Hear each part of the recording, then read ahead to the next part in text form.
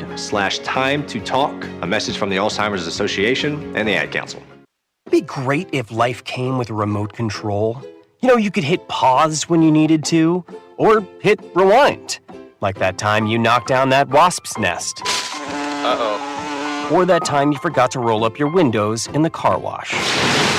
Fantastic. Yeah, a remote control would have come in handy then. Well, life doesn't always give you time to change the outcome, but prediabetes does. With early diagnosis and a few healthy changes like managing your weight, getting active, stopping smoking, and eating healthier, you can stop prediabetes before it leads to type 2 diabetes. It's easy to learn your risk. Take the 1-minute test today at doihaveprediabetes.org. Life doesn't come with a remote control. Yikes! So you're on your own with the wasps. You have the power to take control of prediabetes. Visit doihaveprediabetes.org today. That's doihaveprediabetes.org. Brought to you by the Ad Council and its prediabetes awareness partners. Are you prepared for an emergency or disaster? Because it's not a matter of if, but when. Don't find yourself saying, when the storm rolls in, my time to find a pet-friendly evacuation center will have run out. The scorching heat wave will leave me powerless to cool my insulin. I'll face a hurricane without meds. Now that's a tough pill to swallow. let's prepare so we all have a better story to tell. Get started at ready.gov/older adults. Brought to you by FEMA and the Ad Council. The GLIAC is the Conference of Champions. Since its inception in 1972, GLIAC teams have won 53 national championships and countless more individual championships. Throughout the GLIAC, passionate fans come support our athletes in 21 NCAA-sponsored sports. Just as important as being champions on the field. The pool. The court. The course. The track. GLIAC student athletes are champions in the classroom and the community. The GLIAC is. The GLIAC is. The GLIAC is. The Conference of Champions. How was your drive to school? Let me tell you, I had to get my iced coffee first. I just can't seem to put it down. My favorite rapper just announced a tour. My phone was buzzing like crazy. I'm so excited. I had to text all my friends right then to talk about it. Then, someone started calling me and... Let's try that again. I turned my phone off right away. I never drive distracted. Visit StopTextStopWrecks.org. A message brought to you by the National Highway Traffic Safety Administration, Project Yellow Light, and the Ad Council. I'm Smokey Bear, and I'm an assistant to help you out, because only you can prevent wildfires. Hey, Assistant Smokey Bear, call me Papa Bear, because I'm grilling up dinner. Do you get it? Yes, good job. So, what should I do with all these coals? Don't just toss them out. Put them in a metal container because those embers can start a wildfire. I understand. The stakes are high. Ha, ha, ha, ha. Learn more at SmokeyBear.com. Brought to you by the U.S. Forest Service, your state forester, and the Ad Council. The GLIAC is the Conference of Champions. Since its inception in 1972, GLIAC teams have won 53 national championships and countless more individual championships. Throughout the GLIAC, passionate fans come support our athletes in 21 NCAA-sponsored sports. Just as important as being champions on the field. The pool. The court. The course. The track. GLIAC student athletes are champions in the classroom and the community. The GLIAC is. The GLIAC is. The GLIAC is. The Conference of Champions. Hi, I'm Ryan Blaney, a third-generation race car driver, and we dedicate a lot of our time to going as fast as possible. My grandpa Lou is the reason why my dad and I started racing, and I'm really proud to follow in his tracks. But when my grandpa was diagnosed with Alzheimer's, it was a very unexpected bump in the road for us. I've learned a lot on this journey with my grandpa Lou, and the memories of my grandpa will always be with me. It's important to notice if older family members are acting differently, experiencing problems with their memory, or having trouble with routine tasks. Talking about Alzheimer's can be really tough, but if you notice something, have a conversation with your loved one. Encourage them to see a doctor or offer to go with them. Early detection of Alzheimer's can give your family time to explore support services, make a plan for the future, and access available treatments. The Alzheimer's Association provides care, support, and research to help you take control of the situation with your family and manage the disease together. If you or your family are noticing changes, it could be Alzheimer's. Talk about seeing a doctor together. Visit alz.org/time-to-talk. A message from the Alzheimer's Association and the Ad Council. It'd be great if life came with a remote control. You know, you could hit pause when you needed to, or hit rewind. Like that time you knocked down that wasp's nest. Uh-oh. Or that time you forgot to roll up your windows in the car wash. Fantastic. Yeah, a remote control would have come in handy then. Well, life doesn't always give you time to change the outcome, but prediabetes does. With early diagnosis and a few healthy changes like managing your weight, getting active, stopping smoking, and eating healthier, you can stop prediabetes before it leads to type 2 diabetes. It's easy to learn your risk. Take the 1-minute test today at doihaveprediabetes.org. Life doesn't come with a remote control. Yikes! So you're on your own with the wasps. You have the power to take control of prediabetes. Visit doihaveprediabetes.org today. That's doihaveprediabetes.org. Brought to you by the Ad Council and its Prediabetes Awareness Partners. Are you prepared for an emergency or disaster? Because it's not a matter of if, but when. Don't find yourself saying, When the storm rolls in, my time to find a pet-friendly evacuation center will have run out. The scorching heat wave will leave me powerless to cool my insulin. I'll face a hurricane without meds. Now that's a tough pill to swallow. let's prepare so we all have a better story to tell. Get started at ready.gov/older adults. Brought to you by FEMA and the Ad Council. The GLIAC is the Conference of Champions. Since its inception in 1972, GLIAC teams have won 53 national championships and countless more individual championships. Throughout the GLIAC, passionate fans come support our athletes in 21 NCAA-sponsored sports. Just as important as being champions on the field. The pool. The court. The course. The track. GLIAC student athletes are champions in the classroom and the community. The GLIAC is. The GLIAC is. The GLIAC is. The Conference of Champions. How was your drive to school? Let me tell you, I had to get my iced coffee first. I just can't seem to put it down. My favorite rapper just announced a tour. My phone was buzzing like crazy. I'm so excited. I had to text all my friends right then to talk about it. Then, someone started calling me and... Let's try that again. I turned my phone off right away. I never drive distracted. Visit StopTextStopWrecks.org. A message brought to you by the National Highway Traffic Safety Administration, Project Yellow Light, and the Ad Council. I'm Smokey Bear, and I made an assistant to help you out, because only you can prevent wildfires. Hey, Assistant Smokey Bear, call me Papa Bear, because I'm grilling up dinner. Do you get it? Yes, good job. So, what should I do with all these coals? Don't just toss them out. Put them in a metal container because those embers can start a wildfire. I understand. The stakes are high. Ha, ha, ha, ha. Learn more at smokeybear.com. Brought to you by the U.S. Forest Service, your state forester, and the Ad Council.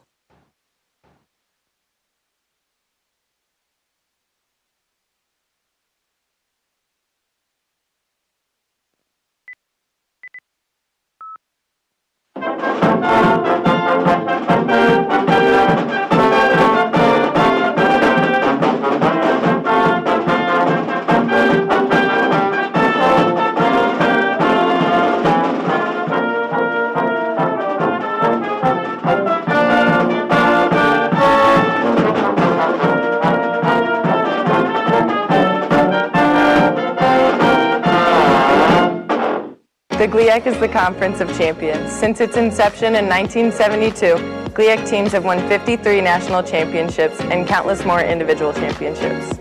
Throughout the GLIAC, passionate fans come support our athletes in 21 NCAA-sponsored sports. Just as important as being champions on the field. The pool.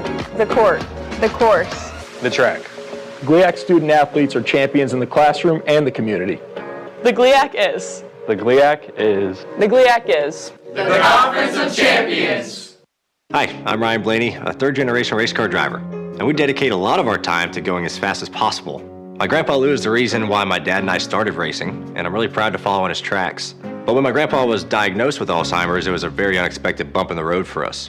I've learned a lot on this journey with my grandpa Lou, and the memories of my grandpa will always be with me. It's important to notice if older family members are acting differently, experiencing problems with their memory, or having trouble with routine tasks. Talking about Alzheimer's can be really tough, but if you notice something, have a conversation with your loved one. Encourage them to see a doctor or offer to go with them. Early detection of Alzheimer's can give your family time to explore support services, make a plan for the future, and access available treatments. The Alzheimer's Association provides care, support, and research to help you take control of the situation with your family and manage the disease together. If you or your family are noticing changes, it could be Alzheimer's. Talk about seeing a doctor together. Visit alz.org/time to talk. A message from the Alzheimer's Association and the Ad Council. It'd be great if life came with a remote control. You know, you could hit pause when you needed to, or hit rewind. Like that time you knocked down that wasp's nest. Uh-oh. Or that time you forgot to roll up your windows in the car wash. Fantastic.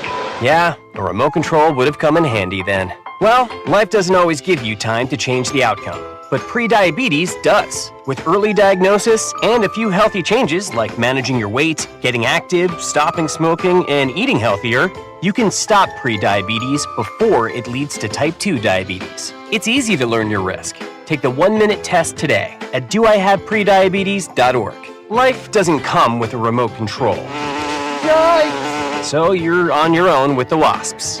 You have the power to take control of pre-diabetes. Visit doihaveprediabetes.org today. That's doihaveprediabetes.org. Brought to you by the Ad Council and its pre-diabetes awareness partners.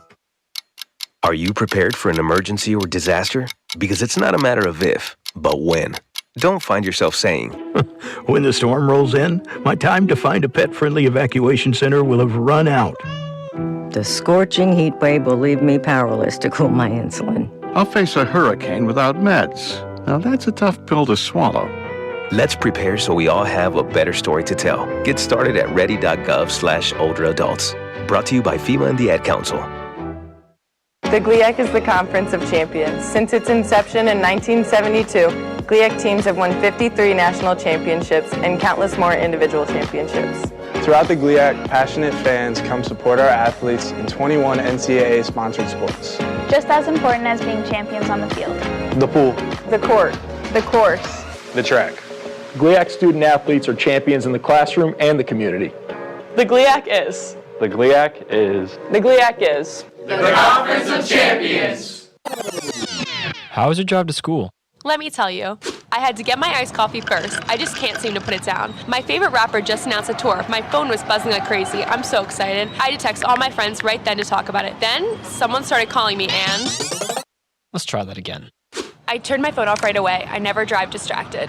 Visit StopTextStopWrecks.org. A message brought to you by the National Highway Traffic Safety Administration, Project Yellow Light, and the Ad Council. The following is a presentation of Roosevelt University Athletics. This is Roosevelt University Lakers baseball.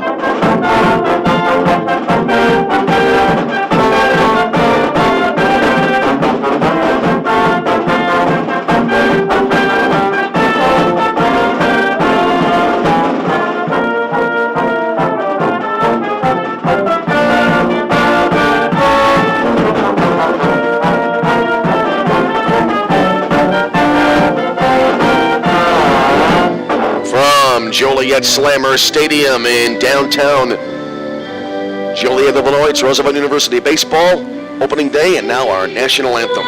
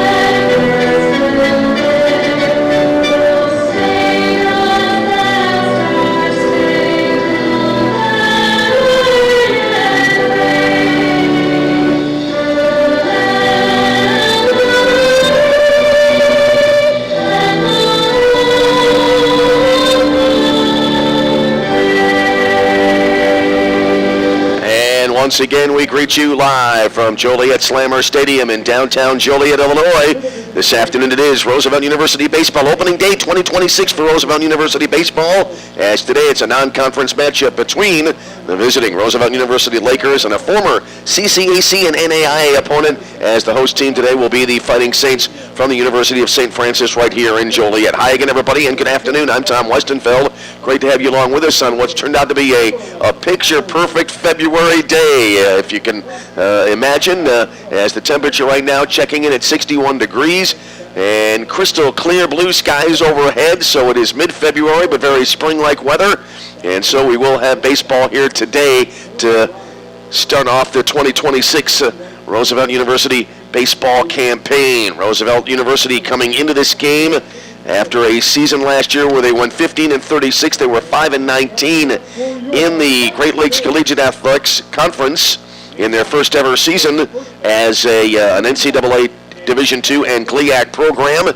Last year they wound up going 4-23 in road games. They were 7-8 at Ozinga Field in Crestwood. Meanwhile, St. Francis coming in, they have 4 games so far having been played for the Fighting Saints. They come in with a record of 1 victory and 3 defeats on the year. They're coming off a season last year where they went 21-29 and 17-15 in the Chicagoland Collegiate Athletics Conference. We'll take a look at the batting orders here real quick as we're about ready to start the ball game here today. Introductions being made still on the public address. Says for Roosevelt it'll be C.J. Schalk leading it off, and in center field, followed by it will be batting in the number 2 spot, and in left field Maxwell Bowers. Batting third, Alejandro Munoz, and at third base batting fourth will be the designated hitter Jack Hull. It'll be Tyler Ruitt batting in the number 5 spot, and at first base. And then it'll be Ian Bakakanza at second base and batting in the number 6 spot. Batting 7th, the catcher Kyle Janenga, batting in the number 8 spot. The shortstop Quinn O'Brien, and batting 9th will be Andrew Lucas for Roosevelt. It'll be Caden Foran on the mound today for the Roosevelt Lakers. As we said, a sunny day. Shadows of the grandstand here right now just about to encroach on the home plate area, so it won't be long before the batters will be having to deal with the pitching. The pitchers dealing from sunlight and the pitches going into shadow as we get ready to go for opening day 2026. Anthony Panzella is on the mound today for St. Francis. He's a right-hander, and he will get the start on the bump here at Joliet Slammer Stadium in Joliet. Great to have you with us here from wherever you may be as we start off the baseball season. As we like to say every year at this time, very busy time of year with the overlap of winter sports and the closing out of the winter sports overlapping with the start of spring sports. We have spring sports here today for you, Roosevelt baseball, and then we'll have basketball for you tomorrow. That'll be on Flow College, and then we'll be with you as well for volleyball and basketball on Friday and Saturday as well. But baseball now in the spotlight. C.J. Schalk will lead it off here now for the Roosevelt Lakers, and we're about to get started here. Game number 1 of this long season that will conclude hopefully for the Roosevelt Lakers, again getting a berth into the GLIAC tournament once the month of May rolls around. So here's Panzella, the right-hander, on the mound, stretching out the arms over his head, now puts the glove to his face, kicks and throws, and we're underway. There's a swing and a miss, and we are underway this afternoon here in Joliet, Illinois. 3:02, the first pitch time here this afternoon. So getting back into the field of calling baseball again. There's a swing and a pop foul right side that'll slice out of play. And so the count now goes to no balls and 2 strikes here to C.J. Schalk. Lakers last season, as we said, getting 15 wins. They, as a team, hit at a .269 clip last year. Here's the wind now and the 0-2 delivery. And check swing, and he barely got a piece of it. It hit the bat right above the bat handle, it looked like. And I thought for a minute it might have hit his elbow, but it hit the bat handle and went straight foul to the right side near the on-deck circle, first base side. And so we hold it. No balls and 2 strikes. Just underway here in a ball game today. Here's Panzella now into the wind and the pitch. Fastball upstairs, and that'll run the count now to 1 ball and 2 strikes. As we said, temperature 61 degrees at game time. Great to be calling baseball. We've already had a couple of softball games broadcast. That was from the Dome in Rosemont back on the 30th of January. Here comes the 1-2 offering. Jammed and popped up right side. Short right field near the foul line. They're battling the sun. 3 players converging. And in right field, that's going to be the catch made by the right fielder coming on, Noah Munson. And that's the way the ball game begins, as there's 1 away in the Roosevelt first inning. And that'll bring to the plate now Maxwell Bowers, the left fielder. So Bowers will stand in now. Right-handed batter. As we said, the Lakers last year, a .269 team batting average. Wound up with a slugging percentage of .380 and an on-base percentage of .365 back in 2025. Line in the first pitch. Started to swing, held up, but it's in there for a called strike anyway. And so the count goes to no balls and a strike here to Bowers. Again, Alejandro Munoz next, and then Jack Ho. If the inning goes that far, there's a fastball a little bit high, might have been a little bit away, and that'll even the count now 1 ball and 1 strike. Just underway here, top of the first inning. Here's Panzella now, right-hander kicks and deals. Swung on and fouled straight back, and so the count goes now to 1 ball and 2 strikes. Got a little bit of a hum here from our effects mic and our headset. Hopefully that's not bleeding through into the broadcast. Hopefully you're not able to detect that listening from wherever you may be. If so, we will endeavor to correct that slight technical difficulty as we start the baseball season. Bowers awaits now the 1-2 offering, swung on and in the air, right center field. This ball has carried to it, back toward the track, toward the wall, and that ball will be off the base of the wall for extra bases. Bowers rounding second, and he'll take a wide turn around the bag at second, then scamper back to second base. And so a 1-out double for Roosevelt here to start off the ball game after the opening at bat resulted in a pop out to right field. So 1-on, 1-out for Roosevelt now for Alejandro Munoz. So the Lakers an early chance here to pick up a run here in this game as Munoz now stands in for Roosevelt. Third baseman, junior from Evergreen Park, Illinois, right-handed batter awaits. And the first pitch here, breaking ball, and that'll miss just off the inside edge for ball 1 for Munoz. So a good early opportunity. I thought that ball might have some carry to it. We said it was a very warm day, 61 degrees, but the wind, as it often happens this time of year, on a warm winter day, there's a check swing and a heater up high. Infield umpire being asked to rule on an appeal, and he says no swing. So 2 balls and no strikes here now to Munoz.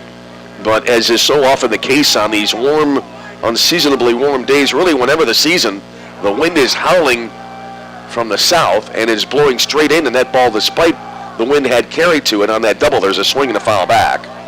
And so now 2 balls and a strike here. Munoz sitting on a 2-0 fastball, couldn't catch it flush, and the count goes to 2 balls and a strike. Lakers in their road gray jerseys today, gray tops, gray pants, green numerals trimmed in white. St. Francis in their home gold jerseys, gold tops, white pants with the white caps, and it looks like the maroon bill. Now they have Bowers hung up between first and second on a pickoff move, and they'll run him toward the bag at third, and the tag is applied, and that'll be the 2nd out of the inning. So Bowers in a rundown is out. That'll be the 2nd out of the frame, and suddenly the inning turns around a little bit here for Roosevelt as there are now 2 out and nobody on base. Well, early in the season, obviously, but always a situation here where outs on the base paths can be so harmful. So now righty on righty, the matchup, the kick and the pitch, and that'll be a breaking ball a little bit low. That'll run it now to 3 balls and a strike.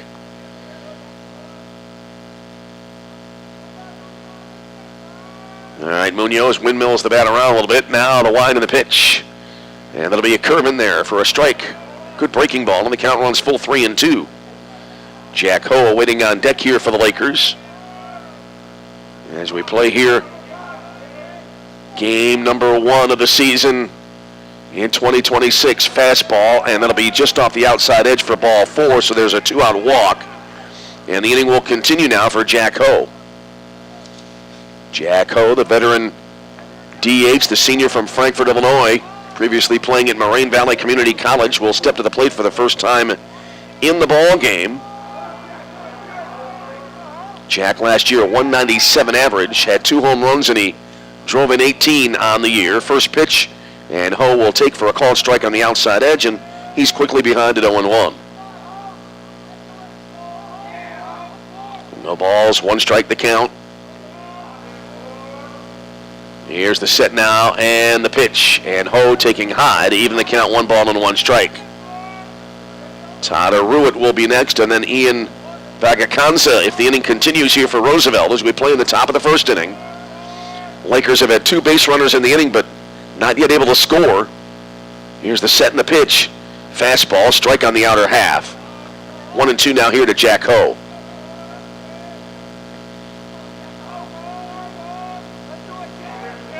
Panzella back on the rubber, working out of the stretch. And the delivery. swing and a miss at an off-speed pitch, and I think he caught a piece of it, was caught behind the plate for the strikeout either way, and that will end the inning. So Roosevelt threatens but cannot score, as in the inning for the Lakers, no runs on a hit, no errors, a walk, and one left on base, and after a half inning of play, it is Roosevelt nothing, and St. Francis coming to bat on opening day 2026. You are tuned to Roosevelt University Baseball. The GLIAC is the Conference of Champions. Since its inception in 1972, GLIAC teams have won 53 national championships and countless more individual championships. Throughout the GLIAC, passionate fans come support our athletes in 21 NCAA-sponsored sports. Just as important as being champions on the field. The pool. The court. The course. The track. GLIAC student athletes are champions in the classroom and the community. The GLIAC is. The GLIAC is. The GLIAC is. The Conference of Champions. Hi, I'm Ryan Blaney, a third-generation race car driver, and we dedicate a lot of our time to going as fast as possible. My grandpa Lou is the reason why my dad and I started racing, and I'm really proud to follow in his tracks. But when my grandpa was diagnosed with Alzheimer's, it was a very unexpected bump in the road for us. I've learned a lot on this journey with my grandpa Lou, and the memories of my grandpa will always be with me. It's important to notice if older family members are acting differently, experiencing problems with their memory, or having trouble with routine tasks. Talking about Alzheimer's can be really tough, but if you notice something, have a conversation with your loved one. Encourage them to see a doctor or offer to go with them. Early detection of Alzheimer's can give your family time to explore support services, make a plan for the future, and access available treatments. The Alzheimer's Association provides care, support, and research to help you take control of the situation with your family and manage the disease together. If you or your family are noticing changes, it could be Alzheimer's. Talk about seeing a doctor together. Visit alz.org/time to talk. A message from the Alzheimer's Association and the Ad Council. All right, welcome back here to Joliet, Illinois, and we're able to take care of a little bit of an audio issue, although not one that I had anticipated. Our levels were a little bit distorted there. I think we've been able to take care of that as we head to the bottom of the first inning as we get underway for baseball here in 2026. It'll be Nate Maliska to lead it off now for St. Francis. He's going to be batting in the number 1 spot at first base for St. Francis. Then it'll be the second baseman, Max Montgomery, followed by Jake Murda, the catcher. Then it'll be Ryan Lothan at third base. Brian Graves, the designated hitter. Ethan Fleming. Then we'll be batting in the number 6 spot and we'll be at shortstop. Here's the wind of the first pitch now. Swung on and sliced the other way to left field from the left-handed hitter. It'll roll all the way into the gap, cut off just in front of the warning track in left center field. Extra bases as Nate Maliska leading the game off with a double here to start things off for St. Francis in the bottom of the first inning. So each team now with an extra base hit in the ball game, and now they'll bring to the plate Max Montgomery for St. Francis. Running down the rest of the batting order, batting 7th and in right field, Noah Munson for St. Francis. Then it'll be Dominic Albarico batting in the number 8 spot in left field. Mitchell Thomas batting 9th and in center field. So Caden Foran now getting set, and here's the kick on the first pitch out of the stretch. And it'll be a little bit low, a little bit outside. 1 ball, no strikes here for Max Montgomery.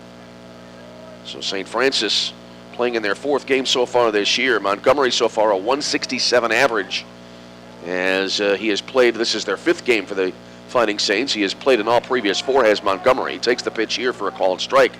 And the count even now, and a ball and a strike. So bottom of the first inning, Roosevelt had a chance to score on the top of the first frame.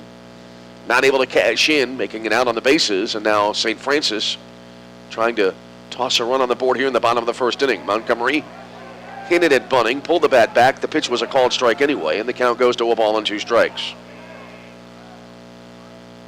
So each team with a hit here in the early going of the game. And 1 ball, the 2 strikes, the count to Max Montgomery. Right-handed batter awaits. And the pitch. Golf swing here, grounded directly to second base. Glove there, throw to first base, and in time. Bagakanza there at second, making the play, throwing to first. Maliska advances to third. Good fundamental baseball there by St. Francis, and that'll bring to the plate now the catcher, Jake Murda. So Jake Murda now will stand in. And a chance now with a runner 90 feet away for St. Francis to get the first run of the game on the board. Murda, right-handed batter. Back foot of the batter's box, just inside the back line of the box. Has a stance angled slightly to the third base side of the infield. First pitch here, chopper over the right edge of the mound. Backhanded at second on one knee, throw to first base in time for the out. Bagakanza, good play there defensively. was able to go down to one knee, took the shear out there at first base. He had no other play, and the run coming in to score from third as Meliska comes in, and it's a 1-0 St. Francis lead. So Murda, the RBI ground out, 2 away in the inning.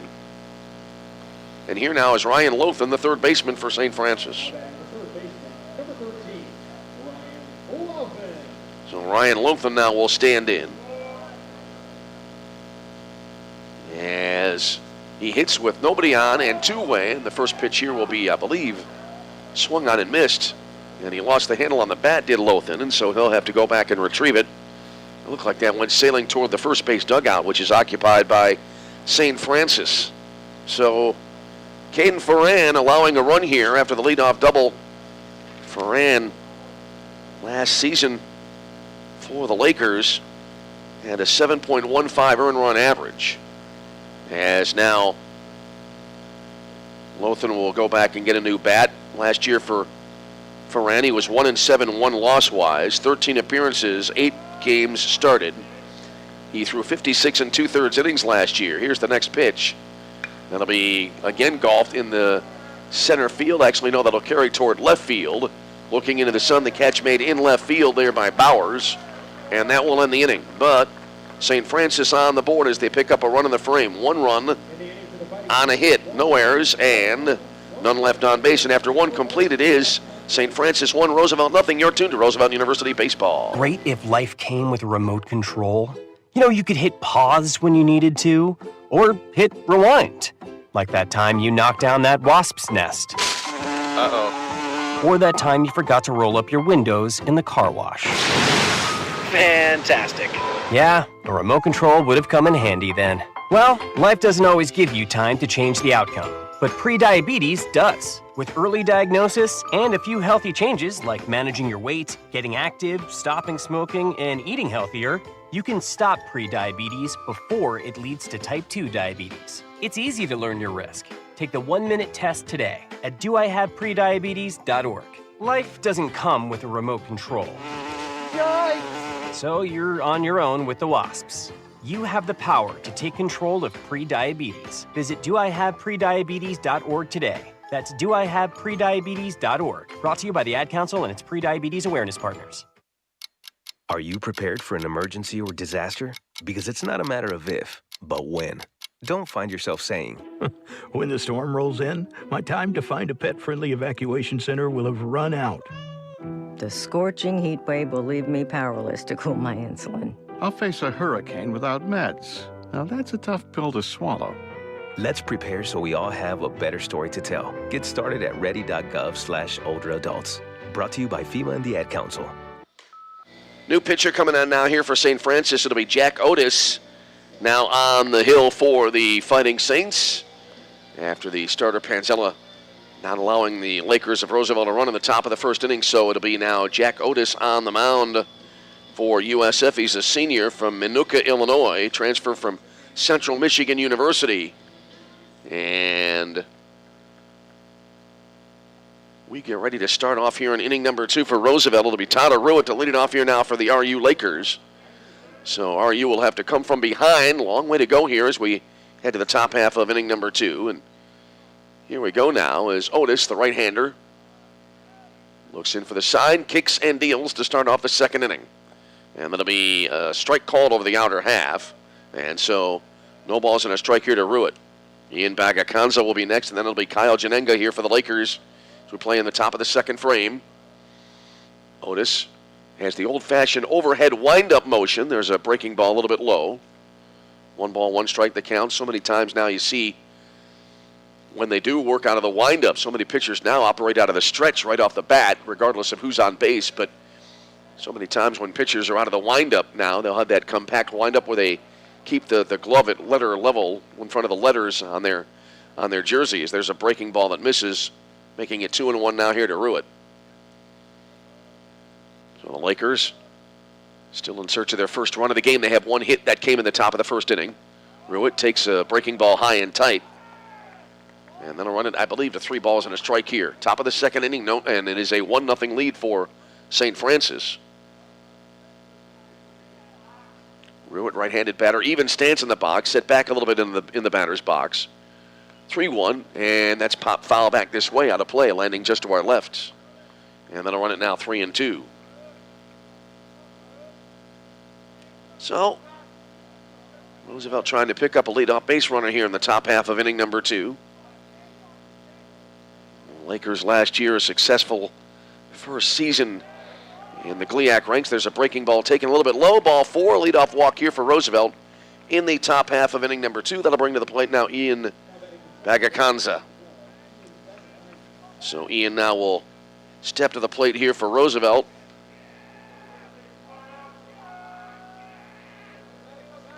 Left-handed batter stands in. Here's the set now, and the first pitch. Fastball, and missed the batter, who had to back out of the batter's box there, and will go for ball 1. Murda behind the plate had trouble. That ball kind of handcuffing him a little bit, was able to pick it up right away to prevent any advancement by the base runner. New ball thrown out to the mound here. 1 ball, no strikes to count. We play here in the top of the second inning, and a 1-0 St. Francis lead. Here's the set now, and the pitch. Breaking ball in there, letter high, called strike. Good pitch, good location there by Otis, and the count even at a ball and a strike now. So 1-1 the count. Bagacanza, the freshman from Geneva, Illinois, stands in. First at bat of his collegiate career, breaking ball. And that'll be tapped out in front of the mound. Halfway to the mound it goes, picked up there. It'll be a 1-3 put out. And then a back pick on a throw back to second base, but the runner back in time as 1 away in the inning. So Bagacanza able to sacrifice that runner over to second base as Ruitt takes second. I was distracted here a little bit. Looked back, saw the ball in play. I'm guessing it was a sack. We'll confirm that, but either way, it's a put out. 1 away in the inning now, and that'll bring up now Kyle Janenga to the plate. So Otis now out of the stretch with a runner in scoring position here for Roosevelt, and the pitch. Breaking ball, curve missing outside, 1 ball and no strikes to count. We play here, top of inning number 2. It's a 1-0 lead here for St. Francis. Here's the set now by Otis. And long look there at second base, and now the pitch to the plate. High and tight. And that will make it 2 balls and no strikes. Well, Roosevelt, as we said, had a chance in the first inning, not able to get that runner across. Here's the set now that was officially scored as sacrifice on the out there by Bagacanza. Here's the set now and the pitch. And a curve misses inside. Yeah, I got distracted here. One of the St. Francis players came right outside our booth door, looked here to my left, and then looked back, and the ball was halfway to the mound. It was clearly put into play, and then had to confirm it was actually a bunt. Anyway, here's the set now by Otis and the pitch, and that'll be a breaker up high. And so the at-bat will continue.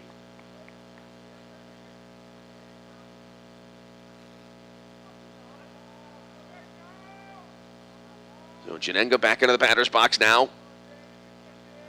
Runner at second base. Here comes the set now. And the pitch, bouncing ball over the left half of the mound and into center field for a base hit. Runner rounding third base. He'll be waved home. Throw back to the plate, cut off. They'll try to get the runner going for second. The tag applied there. And a delayed call from the umpire who's still looking at it, and now he calls the runner out at second base. So the run does come around to score here. That ties the game at 1. And it'll be an RBI single and then an out recorded at second base for the second out of the inning. So Ruitt scores to tie the game at 1. Janenga out trying to leg that into a double. As the throw came in, I believe that will be an 8-1-4 put out, as now they're looking at the second baseman who was slow getting up there. That's Montgomery at second base. He was slow getting up, and now the training staff out to take a look.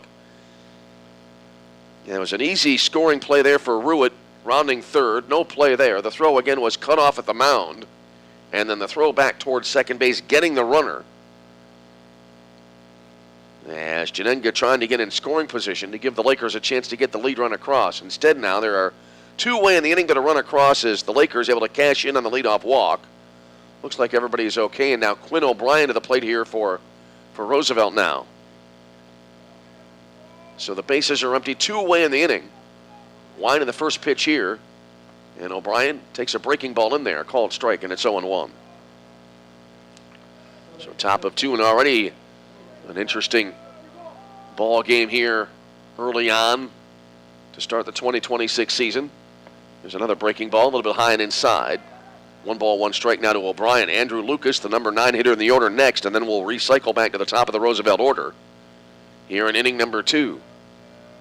Here's the wind now and the next pitch.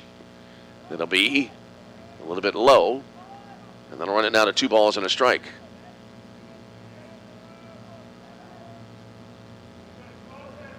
So 2-1 the count. The wind and the pitch. And that'll miss outside. And then we'll run it, I believe, to 3 balls and a strike. Shadows now are well beyond the home plate area. Pitcher's mound still in sunshine on this beautiful February day here in Joliet, Illinois. Here's the wind and the next pitch. Swung on. That'll be popped up right side. That'll be out of play. Looks like there's action in the St. Francis bullpen. This may be one of those bullpen games where non-conference game very early in the season. Coaches want to get a look at as many arms as possible, maybe. And already had 2 pitchers in the game for St. Francis. Here's the delivery, swung on and a grounder over the mound. Glove there nicely behind the bag at short. Throw to first base, and it'll be an out at first. Fleming at short, gloved it nicely, threw high, but then Maliska going into the air and coming down just in time to get to the bag to get the runner by less than a half a step, and that'll end the inning. But Roosevelt on the board as they pick up a run in the frame. As we said, cashing in the leadoff walk. No runs in the inning. And it looks like no hits, as a run rather in the inning on no hits, no errors, and none left on base. And we head to the bottom of the second inning, and we are tied at 1 as you're tuned to Roosevelt University Baseball.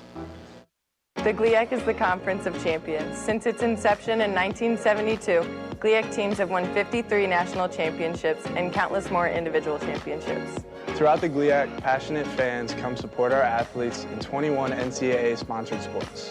Just as important as being champions on the field. The pool. The court. The course. The track. GLIAC student athletes are champions in the classroom and the community. The GLIAC is. The GLIAC is. The GLIAC is. The Conference of Champions. How was your drive to school? Let me tell you, I had to get my iced coffee first. I just can't seem to put it down. My favorite rapper just announced a tour. My phone was buzzing like crazy. I'm so excited. I had to text all my friends right then to talk about it. Then someone started calling me and... Let's try that again. I turned my phone off right away. I never drive distracted. Visit StopTextStopWrecks.org. A message brought to you by the National Highway Traffic Safety Administration, Project Yellow Light, and the Ad Council. On we go now here to bottom half of inning number 2 in a 1-1 ball game here at Joliet Slammer Stadium in downtown Joliet, Illinois. Great to be with you here. It'll be Brian Graves, the DH, to lead it off now for St. Francis. As we head to the bottom half of inning number 2, each team able to plate a run here in the early going of this ball game. This is the Roosevelt Lakers opening game of the year. St. Francis, this is game number 5, having come into this game having lost 3 of their first 4 games on the season. Righty versus lefty matchup, first pitch of the inning here, and that'll be swung on, and then it'll be pop foul out of play. And so the count 0-1 here now to Brian Graves. Graves, left-handed batter, standing in, hitting .250 on the year in the early going. Takes a breaking ball down and in for ball 1. That'll even the count 1 ball and 1 strike. Graves will be followed by Ethan Fleming and then Noah Munson here in the bottom of the second inning for St. Francis. Here's the wind and the next pitch. Swing and a miss. Ball that looked like might have been off the outside edge, and the count runs now to a ball and 2 strikes. So 1-2. Bottom of 2, 1-1 ball game. Graves stands in and the pitch. Goes after this one and pulls it down the right field line, high into the air there, although it had a lot of air under it, and the catch made in right field by Lucas for the out, and that's the first out of the inning. So 1 away in the inning. And now that will bring to the plate Ethan Fleming, the shortstop. Fleming hitting under 100 so far this year. He's at .077. 1 hit in 13 at bats so far this season. Ferran still on the mound here for the Lakers as the first pitch is in there for a strike. And it's 0-1 here now for Ethan Fleming.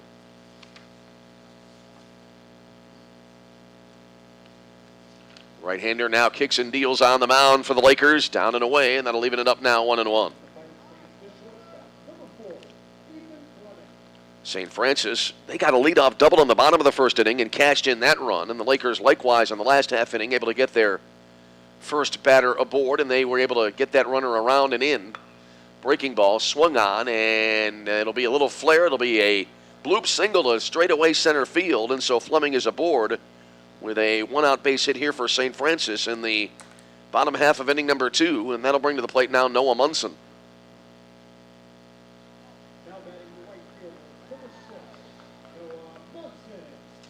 Munson, St. Francis shortstop, wears number 9 on his jersey. Correction, he's the right fielder wearing number 6. It is early in the season for announcers as well. There's a fastball down and in, 1 ball, no strikes now for Munson.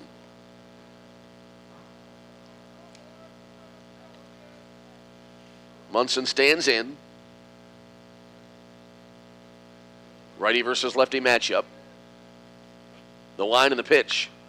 Swing and a ball lifted into the air. Short center field again. Almost identical placement to the previous at bat, and now runners at first and second here for St. Francis. So back-to-back bloop singles that, as I said, almost landed in the same exact spot. And now 2 on and 1 away here for the Fighting Saints in the bottom of the second inning, and that'll bring up now Dominic Alberico, the St. Francis left fielder. Alberico, he's a freshman from Manhattan, Illinois. Right-handed hitter, stands in, and a chance now for St. Francis to regain the lead here in the bottom of the second inning. Here's the wind of the first pitch. Bunt attempt here, rolled out about a third of the way up the third base line, picked up there by Foran and off the mound, throws to first and gets the runner at first on a bang-bang play as the other 2 runners able to advance. So that'll be a 1-3 put out. Runners now at second and third, 2 away in the inning. And that'll bring to the plate Mitchell Thomas now.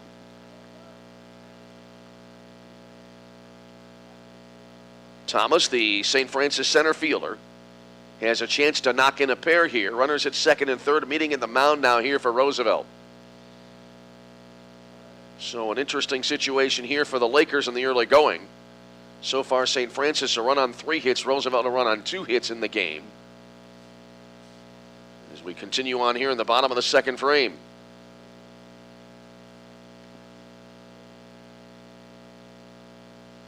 So Caden Foran and the rest of the infielders also in on the discussion here for the Lakers as we play through the bottom of the second inning. Great to be calling ball once again here in 2026 as the long season awaits. Got spring training for Major League Baseball technically already underway as pitchers and catchers have reported. And the first spring training games of the season will be coming up on Friday. I believe the Cubs will play on Friday, as a matter of fact, in Arizona. Here's the game now resuming here in Joliet, and the first pitch is going to be a little bit low. 1 ball, no strikes here to Mitchell Thomas, the number 9 hitter in the order for St. Francis. So Thomas stands in. Runners at second and third take their respective leads. Thomas hitting .222 in the early going this year, and he takes the next pitch, look like a little bit outside. Right now, obviously, Roosevelt wanting to keep these 2 runners stranded right where they are and keep the game tied. As here's the set now. And a turn throw to second base, and the runner is going to be in there safe. They tried to get Munson there at second base, but to no avail. And runners will remain at second and third. Caden Foran, 18 pitches coming into the at-bat here for the Lakers. There's a swing and a foul off to the left side out of play.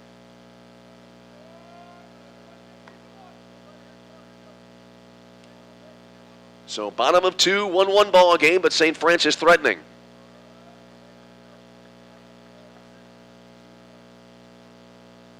All right, forehand now comes set, and the pitch. Swing and a foul tip at home plate. And that will make it a 2-strike situation here for the number 9 hitter in the order for St. Francis. St. Francis a run in the bottom of the first inning. Roosevelt a run in the top half of the frame here in the second. Count now on the board, 2 balls and 2 strikes. Here's the set now and the pitch. Breaking ball just missed low and away. That'll fill the count. Nate Maliska, the leadoff hitter, awaiting on deck for St. Francis.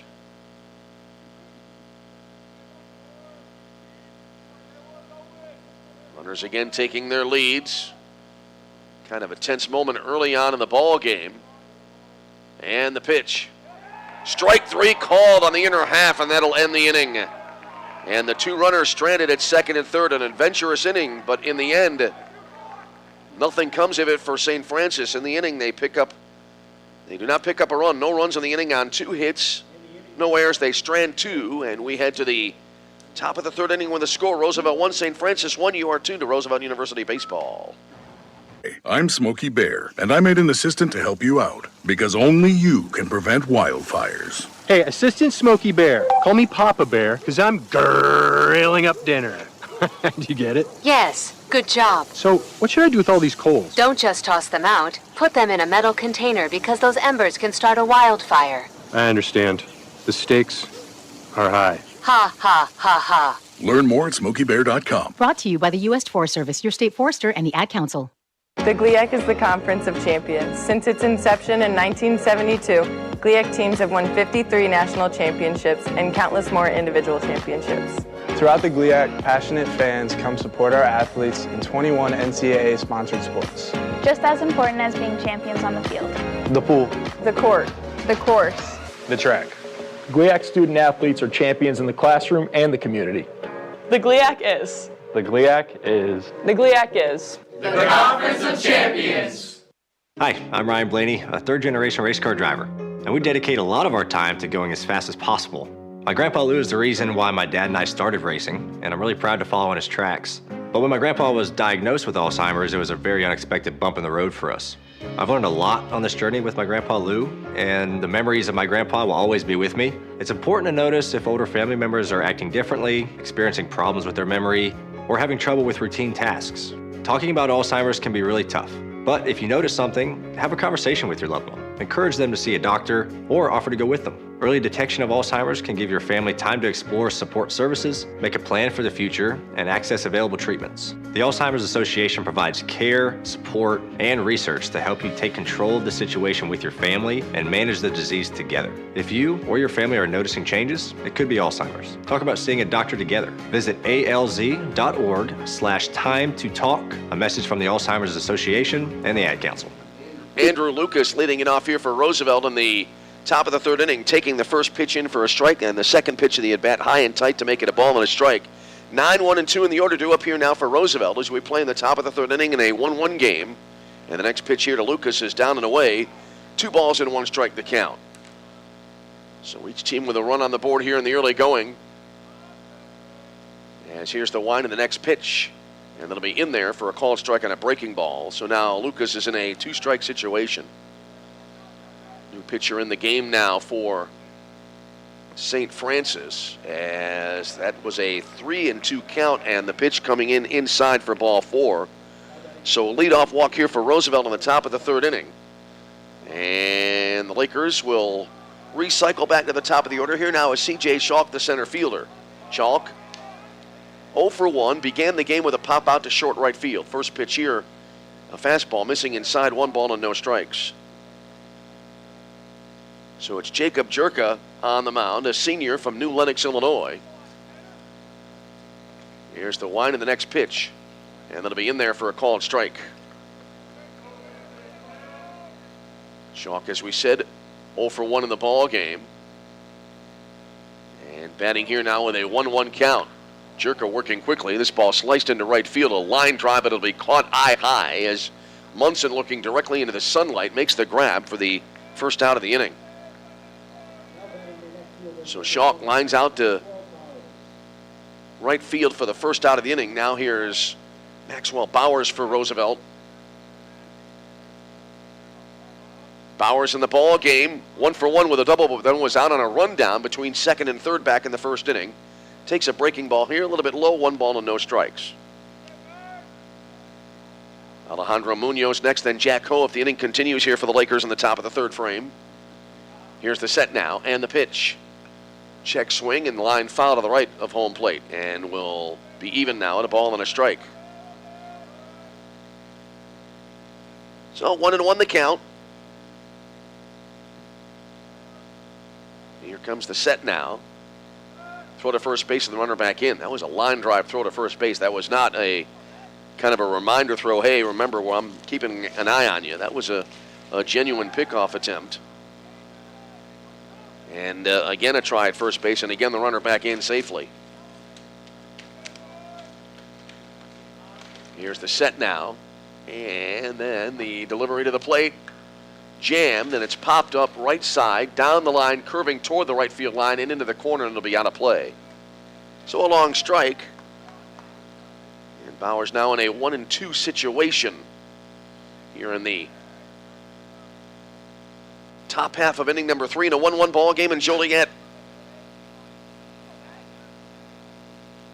And here comes the set now. And the pitch. Curve up high and away, and that'll square it up 2 balls and 2 strikes. So a 2-2 count. Another throw to first base, and again the runner back in time.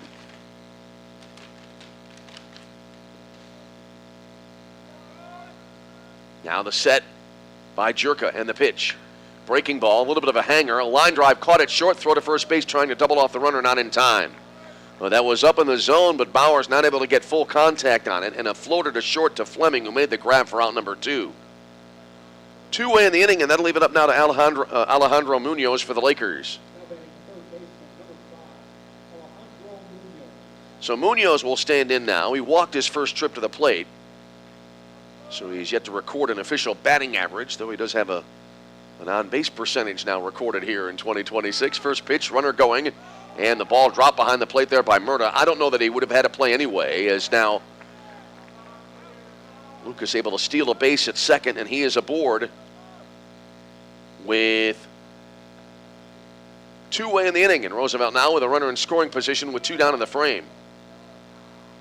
The call on that pitch was ball 1 here to Munoz. Right-handed batter stands in the pitch.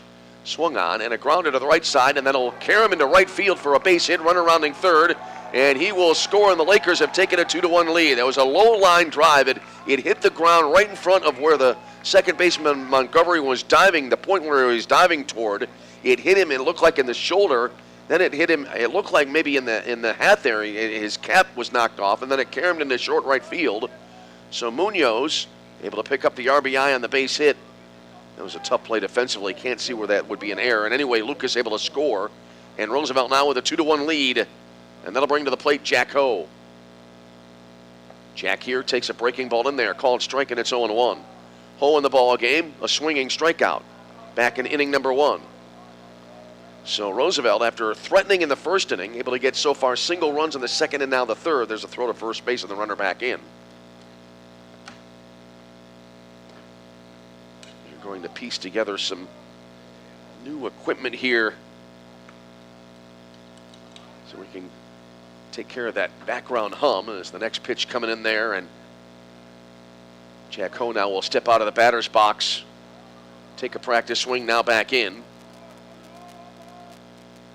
Ho now facing an 0-2 count. 2 out, a run in, and a runner on base. There's a breaking ball down and away. So that'll move the count now to 1 ball and 2 strikes here in the top of the third inning. Good job by the Lakers to be able to kind of manufacture that run a little bit, take advantage of the leadoff walk. Second straight inning that a leadoff walk has been able to pay dividends for the Lakers. Swinging a fly ball deep to right field, back toward the track it goes, lands at the base of the fence. Here's the runner rounding third base. Throw back to the plate, not nearly in time. It'll be cut off, as a matter of fact. An RBI double for Jack Ho, and Roosevelt now extends their lead to 3-1. Munoz on the run there, got a great jump, was able to score all the way from first. Ho, the RBI double. And Roosevelt now in business here, up 3-1 in the top of the third inning. And here now is Tyler Ruitt here for Roosevelt. So Ruitt will stand in. Here's the set now. So the Lakers getting to the third pitcher of the game for St. Francis. Curveball here, high and tight, 1 ball, no strikes to Ruitt, who had a leadoff walk in the second inning, and he ultimately came around to score. Ruitt awaits the pitch, a fastball high and away. And then he'll now make it 2 balls and no strikes. Ian Bagacanza will be next here for the Lakers if the inning continues on. 2 out, a runner at second, and a run in for the Lakers here in the top half of inning number 3. There's a ball high and away. And then a run it now to 3-0. So Jerka on the mound in danger of putting a second runner on base here for the Lakers here in this top half of the third inning. Next pitch taking all the way, and it'll be a strike on the inner half. 3-1 now. 3 balls, 1 strike. Here comes the set and the pitch. And then a miss outside, and that'll be ball 4, and the inning continues here for Roosevelt as 2 now are aboard. So Jack Ho at second, now Ruitt at first here. Now is Ian Bagacanza for the Lakers. Ian, first time up, sacrificed. So now righty versus lefty matchup here. And the set and the first pitch. And that'll be a breaking ball, called strike on the outer edge, and that'll make it 0-1. Kyle Janengo will be next if the inning continues here for Roosevelt. We play in the top of the third, and the Lakers able to put 2 on the board here to make it a 3-1 game in their favor. Next pitch, in for a strike at the letters, called strike, and the count goes to 0-2. So no balls and 2 strikes. Here's the set and the pitch. Swung on and a bouncer over the right edge of the mound, gloved at second base, and the backhand flip to second base from Montgomery to the shortstop, Lothan covering, and that'll end the inning on a fielder's choice. But the Lakers able to cash in. They pick up 2 runs in the frame, and we head now to the bottom of the third inning with a score: Roosevelt 3, St. Francis 1. Your tune to Roosevelt University Baseball. Great if life came with a remote control. You know, you could hit pause when you needed to, or hit rewind. Like that time you knocked down that wasp's nest. Uh-oh. Or that time you forgot to roll up your windows in the car wash. Fantastic. Yeah, a remote control would have come in handy then. Well, life doesn't always give you time to change the outcome, but prediabetes does. With early diagnosis and a few healthy changes like managing your weight, getting active, stopping smoking, and eating healthier, you can stop prediabetes before it leads to type 2 diabetes. It's easy to learn your risk. Take the 1-minute test today at doihaveprediabetes.org. Life doesn't come with a remote control. Yikes! So you're on your own with the wasps. You have the power to take control of prediabetes. Visit doihaveprediabetes.org today. That's doihaveprediabetes.org. Brought to you by the Ad Council and its prediabetes awareness partners.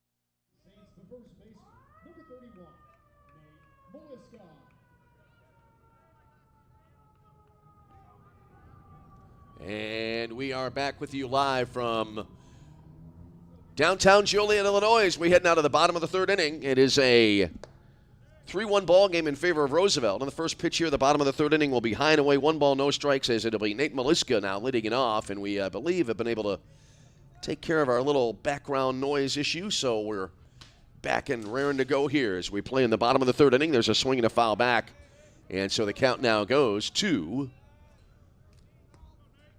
as we play here in the bottom half of inning number 3. Good inning for the Lakers in that last half of the frame, as the count now is 2 balls and no strikes here to Maliska in the bottom of the third inning.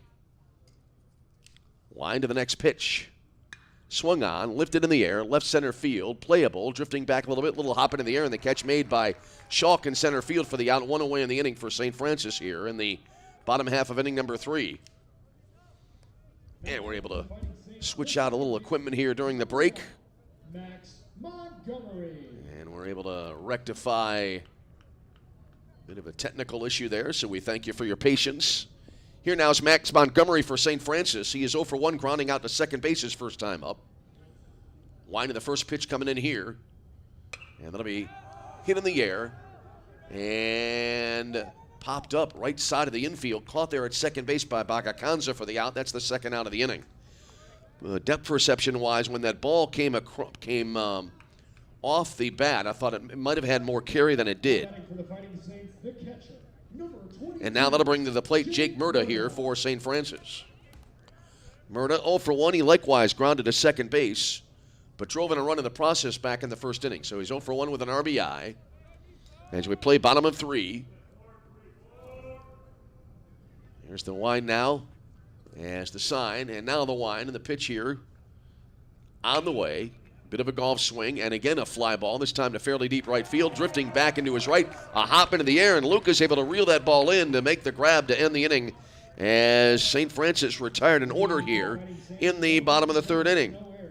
So in the inning for St. Francis, no runs, no hits, no errors, nobody left on base, and through 3 complete, it is St. Francis and Roosevelt on opening day, and it is Roosevelt in front by a 3-1 score. This is Roosevelt University Baseball.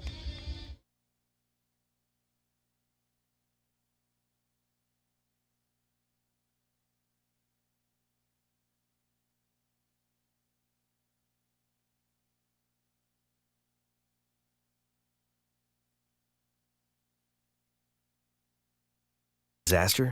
Because it's not a matter of if, but when. Don't find yourself saying, when the storm rolls in, my time to find a pet-friendly evacuation center will have run out. The scorching heat wave will leave me powerless to cool my insulin. I'll face a hurricane without meds. Now that's a tough pill to swallow. Let's prepare so we all have a better story to tell. Get started at ready.gov/older adults. Brought to you by FEMA and the Ad Council. The GLIAC is the Conference of Champions. Since its inception in 1972, GLIAC teams have won 53 national championships and countless more individual championships. Throughout the GLIAC, passionate fans come support our athletes in 21 NCAA-sponsored sports. Just as important as being champions on the field. The pool. The court. The course. The track. GLIAC student athletes are champions in the classroom and the community. The GLIAC is. The GLIAC is. The GLIAC is. The Conference of Champions.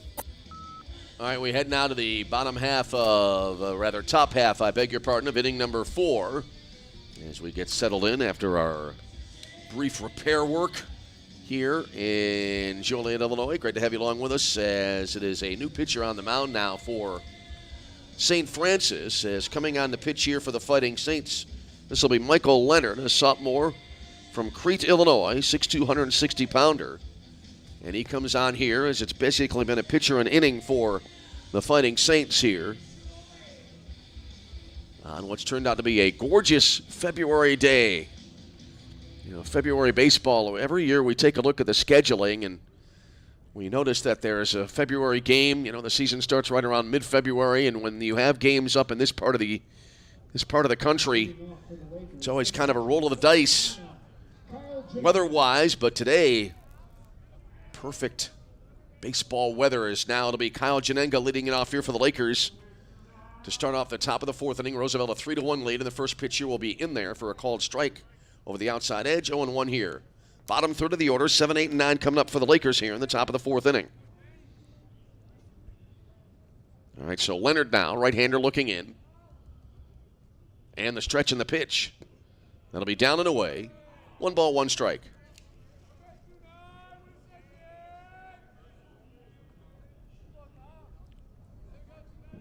Janenga stands in. Leonard working out of the stretch the entire time. Nobody on base. Swinging a fly ball toward right field. Curling toward the line. Long run here, and that'll land in foul territory down near the bullpen.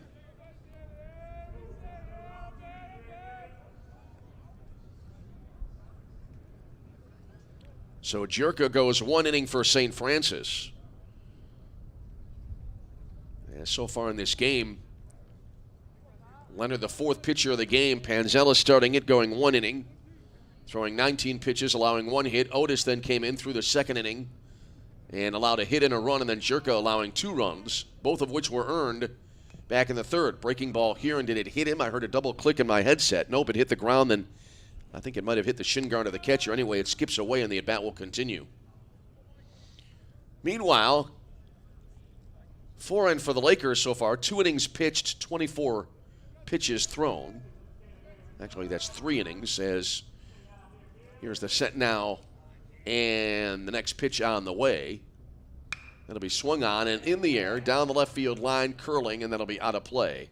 4 actually pitching 2 innings, and then the last inning thrown here for Roosevelt as we were reworking our gear. And so the last inning thrown here for the Lakers by Aramis Salmarone, the senior from Chicago, Illinois.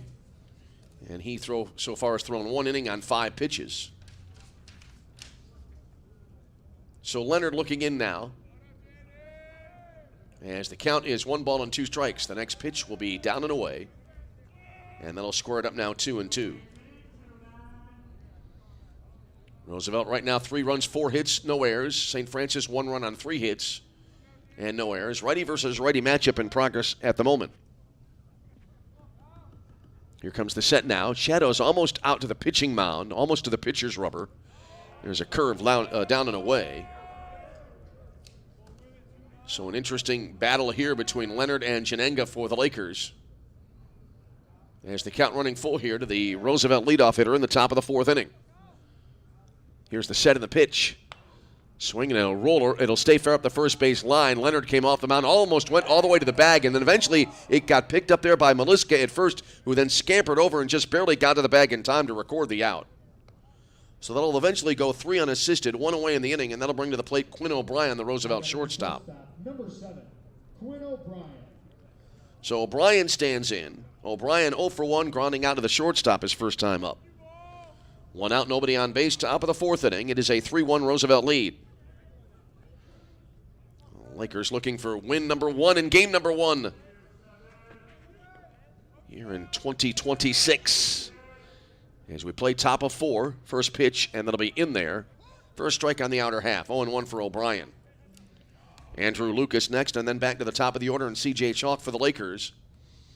As we play here in the top half of inning number 4. Here's the set now, and the pitch. And it'll be down and away. And we're even at 1-1 to Quinn O'Brien.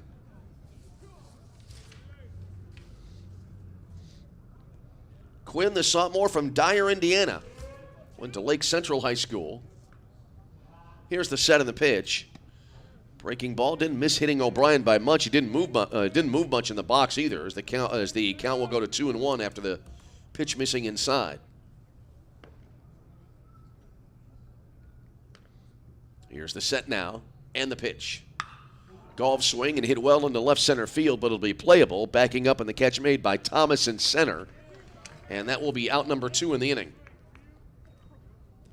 2-away, and that'll bring to the plate now Andrew Lucas, the right fielder and the number 9 hitter in the order for Roosevelt. Lucas walked and then later scored back in the 3rd inning for Roosevelt. So 2 out, nobody on here in the Roosevelt 4th inning. Roosevelt has out-hit St. Francis so far in this game 4-3. First pitch here, and that'll be popped up right side. Wind carrying it to medium deep right field, and there for the catch is Munson to end the inning about maybe 5 feet inside the foul line, about halfway toward the right field corner. So in the end, the Lakers not able to score, as in the frame, no runs, no hits, no errors, and nobody left here for Roosevelt. And we go to the bottom of the 4th inning with a score. It is Roosevelt 3, St. Francis 1. You are tuned to Roosevelt University Baseball. How is your drive to school? Let me tell you, I had to get my iced coffee first. I just can't seem to put it down. My favorite rapper just announced a tour. My phone was buzzing like crazy. I'm so excited. I had to text all my friends right then to talk about it. Then, someone started calling me and... Let's try that again. I turned my phone off right away. I never drive distracted. Visit StopTextStopWrecks.org. A message brought to you by the National Highway Traffic Safety Administration, Project Yellow Light, and the Ad Council. I'm Smokey Bear, and I made an assistant to help you out, because only you can prevent wildfires. Hey, Assistant Smokey Bear, call me Papa Bear, because I'm grilling up dinner. Do you get it? Yes, good job. So, what should I do with all these coals? Don't just toss them out. Put them in a metal container because those embers can start a wildfire. I understand. The stakes are high. Ha, ha, ha, ha. Learn more at SmokeyBear.com. Brought to you by the U.S. Forest Service, your state forester, and the Ad Council. So Ramos Salmarone now heading to his second inning of work on the mound for Roosevelt, as the pitching line on the Lakers starter here in this game, as it was Kyle Foran pitching 2 innings, 24 pitches, and he allowed 3 hits and a run that was earned. He did not walk a batter and struck out 1 in facing 9 hitters. And we head now to the bottom of the 4th inning here in Joliet.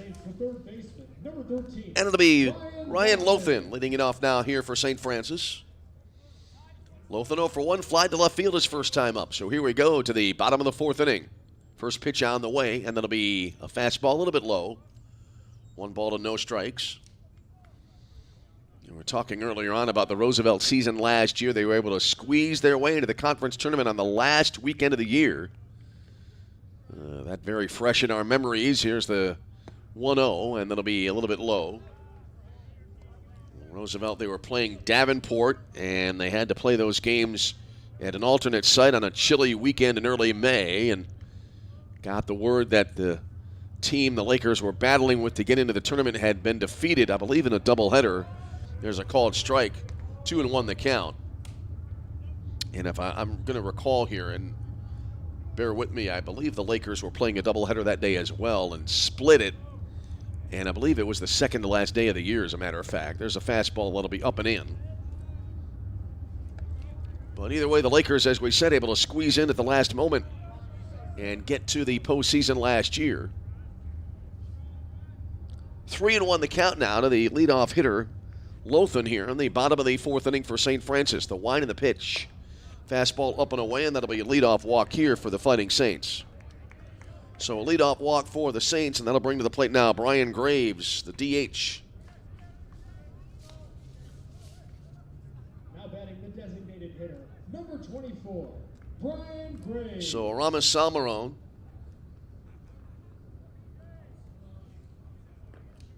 dealing now with a runner at first base here in the bottom half of inning number 4. First pitch here, and that'll be foul tipped, I believe, at home plate. It'll be a strike either way. Umpire was standing and obstructing our view here in the booth. Great view, but just the sight line here prevented me from seeing whether or not there was contact. But either way, no balls and a strike to count here to Graves. Left-handed batter stands in, and the pitch. Fastball high and away to make it 1-1.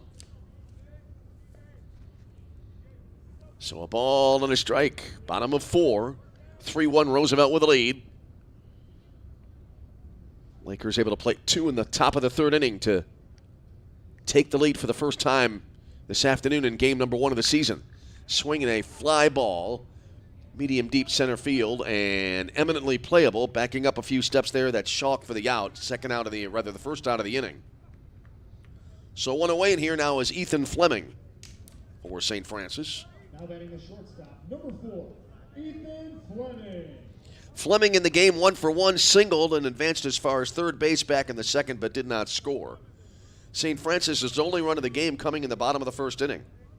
That came on an RBI ground out from Jake Murda. A quick look at the runner at first base, and now the look in for the sign and the first pitch. Fastball up in the zone, but swing and a miss anyway, and so it's 0-1 for Fleming. Righty versus righty matchup here. Salmarone looks over now and then will look into the plate. He'll turn and throw to first base, and the runner back in safely. Well, the line, the shadow line, if you will, is beyond the back of the mound, but as Salmarone stands there on the pitching rubber, the shadow line, what scientifically you would call the terminator in space terms, is right at his waist. There's a swing and a miss at a pitch down and away. So now a two-strike situation here for Ethan Fleming. Yeah, scientifically, the terminator is the point where if you're in space and you see the Earth or any other body, a celestial body, there's a swing and a grounder in the center field for a base hit. So runners now at first and second here for St. Francis. Lothan to second on the play as Fleming picks up his second hit of the ball game, and now the Fighting Saints have the tying runs on base for Noah Munson. Now batting the right fielder, number 6, Noah Munson. So, as I was saying, if you're looking at any celestial body in space, the Terminator is where basically day meets night. Not that you might be all that interested as the game continues on, and the first pitch is high and away. 1 ball, no strikes, the count to Noah Munson. Munson singled back in the second inning. Nothing wrong, maybe with a little astronomy on a beautiful day, the sunlight. Sun-splashed afternoon here in Joliet. There's a breaking ball in for a called strike. 1-1 now here for Munson. The sun, 93 million miles away. It takes 8 minutes for the light to get to the Earth from the sun. Here's the set now. Runners at first and second. 1 away in the inning, and the pitch. Fastball misses off the outside edge. So 2-1 here. A chance for St. Francis. I was about to say to get back into the game. 2-run game. It's not like they're out of the game, but a chance perhaps to slice into the Laker lead right now, which is at 3-1 here in the bottom of the 4th inning. And a throw back to second base, and they got him at second base. So you can see there at shortstop, O'Brien sneaking in from behind. They had the runner leaning, and the throw was right on the money for the out as Lothan is picked off second base for the second out of the inning. 1-6 on the pickoff move. 2 out in the inning now, and that'll leave a single runner aboard at first base for St. Francis. Oh, that was executed to perfection there. The pickoff at second base. Check swing here, and not going around as the pitch was into the dirt. And as we like to say all the time when we are at venues with this type of field, in the dirt, in a manner of speaking, it's an all-turf surface here at Joliet Slammer Stadium.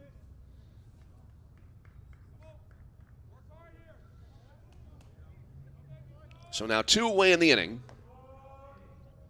A 3-1 count now to the batter.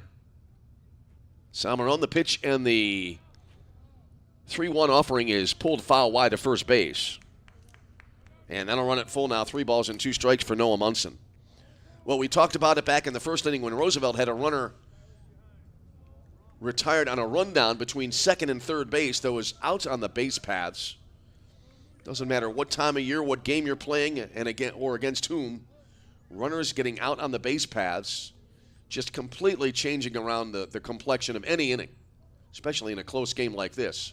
Here's the delivery. Runner at first going, but the pitch high and away for ball 4. So Ethan Fleming will take second without the need of a throw. And runners now at first and second here for St. Francis. And that'll bring up now Dominic Albarico, the left fielder. Now batting the left fielder, number 3, Dominic Albarico. So Dominic Albarico now will stand to the plate here for St. Francis. Grounded back into a 1-3 putout his first time up. So, bit of a mini jam here, and 2 on, 2 out for St. Francis. Again, the tying runs are on base here for the Fighting Saints. First pitch, swing, and a grounder to the left side. 2-hopper gloved at short. Underhanded throw to second base. That'll be a fielder's choice. 6-4 on the putout as it goes O'Brien to Bagacanza, and that'll end the inning. And the St. Francis threat stalls out. So in the inning for St. Francis, they pick up no runs in the inning. On a hit, no errors, 2 left on base. And through 4 complete, your score, it is Roosevelt 3, St. Francis 1, and you're tuned to Roosevelt University Baseball.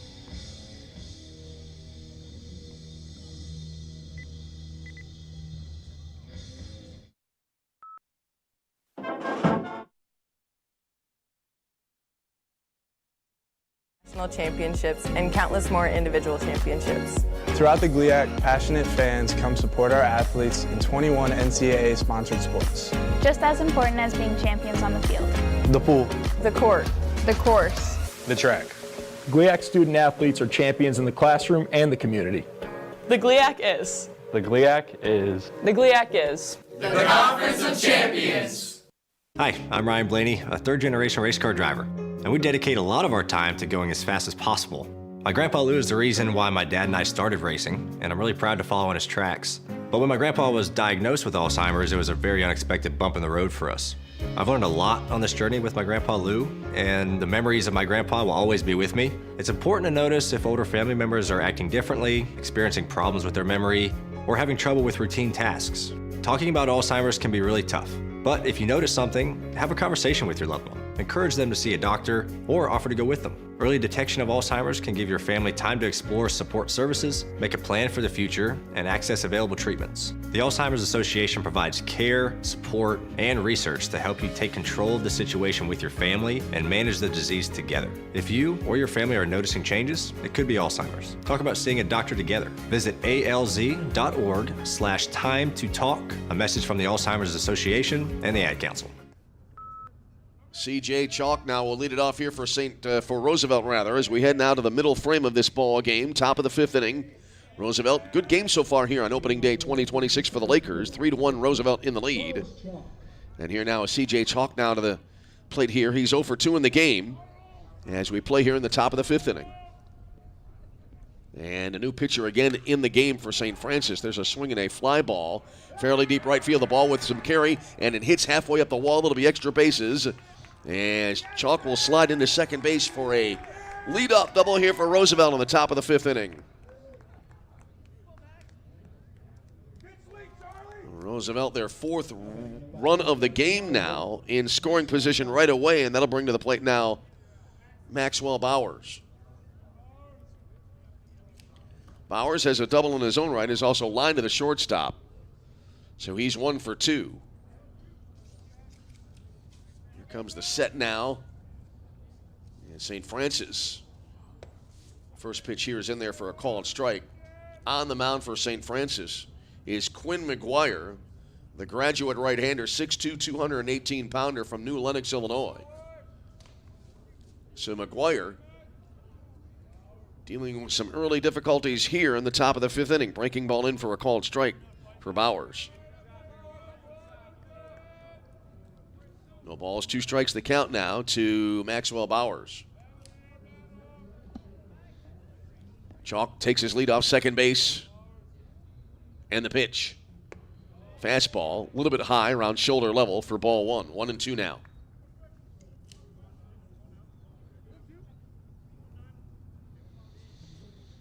Righty versus righty matchup. We're in the top of the fifth inning. Roosevelt the lead 3-1, and they are looking for more, are the Lakers.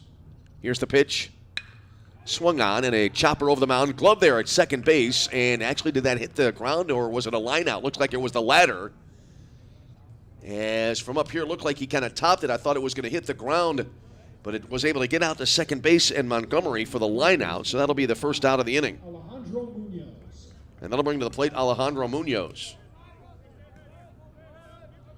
Munoz has walked, singled, driven in a run, and scored today. He's had a busy day on opening day for the Roosevelt season. First pitch here, a breaking ball, missing inside, 1-0. Lakers at 3 runs on 5 hits, no errors. St. Francis a run on 4 hits and no errors. Here comes the set now, and the pitch. And that'll be a breaking ball missing inside. 2-0 now for Alejandro Munoz. Jack Ho would be next. He will be next, barring a line-out double play, and then it would be Todd Ruud here for the Lakers in the top of the fifth inning. Next pitch. Breaking ball in there. Letter high, call strike. I thought a good change of speeds there by McGuire. And got the upper part of the zone. So now 2-1 the count. The pitch. Golf swing, pop foul right side out of play, and that'll square it up at 2-2.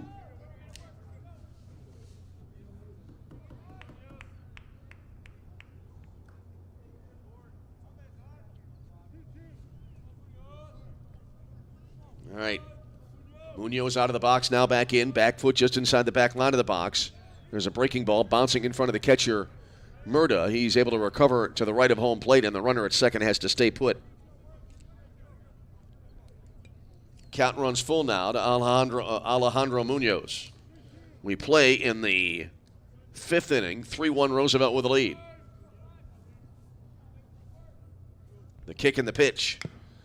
And that'll be a chopper, left side of the mound, and it'll be barehanded at third base. Is there a play? No play available for anywhere, and so it'll be an infield single.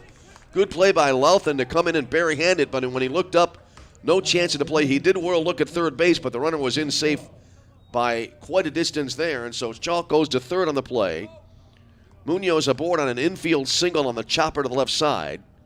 He's now 2 for 2 officially in the game. He's reached base every time he's come to the plate, and now that'll bring to the plate Jack Ho.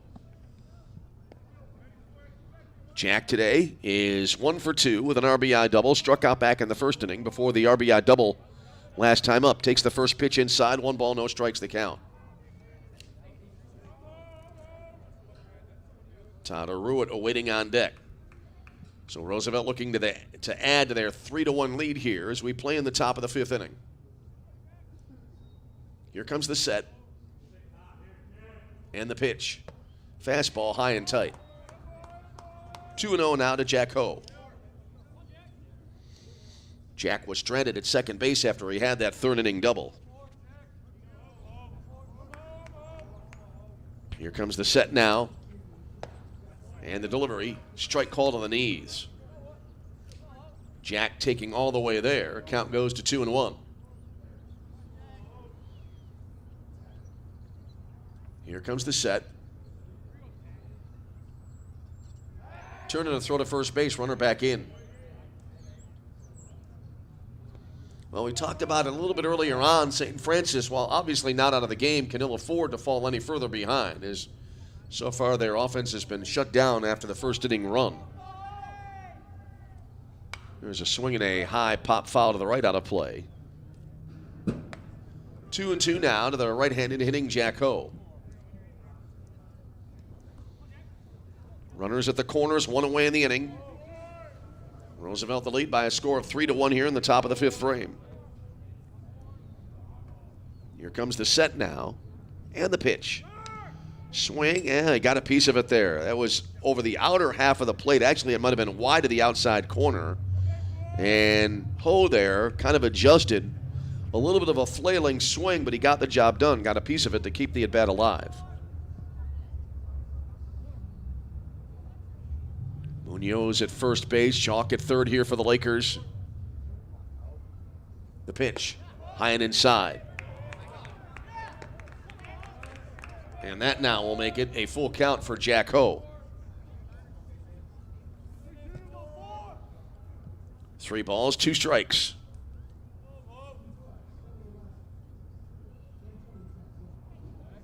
The set and the pitch.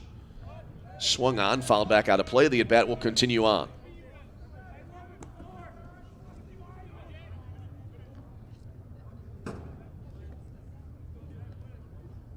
So we'll roll along in this at-bat at 3-2.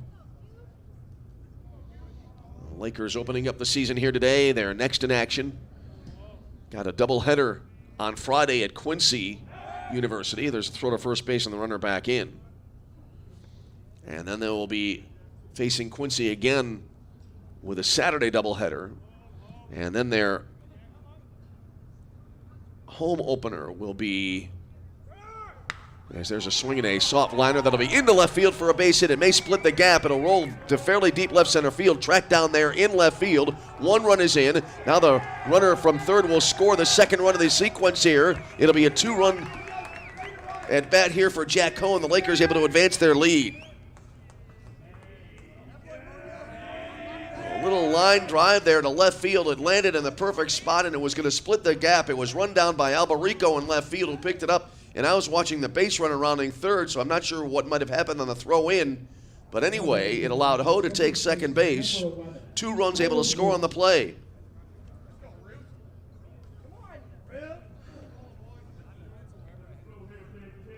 So give Jack Ho a 2-run double on the play. There's a called strike as to the plate now, Tyler Ruitt.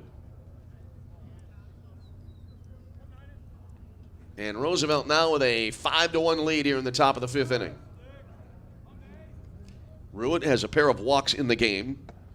There's a strike called on the inner half. The Lakers coming up with some timely hitting after allowing St. Francis the early lead. Lakers with a run in the second, 2 in the third. Now they've tacked down 2 more here in the top of the fifth frame. There's a ball low and outside. 2-1 now here to Tyler Ruitt. Ruitt has a run scored today. Again, 2 walks. Scored a run back in the second inning. And then was out on a fielder's choice after walking back in the third. Here comes the set and the pitch. Breaking ball down and away. 3-1. Lakers now with 7 hits in the ball game. No errors have as of yet been charged. Here's the set and the pitch. Breaking ball down and away. And that will make it now it turned out that was a 2-2 pitch, so now it's 3-2. So a full count now here to Tyler Ruitt.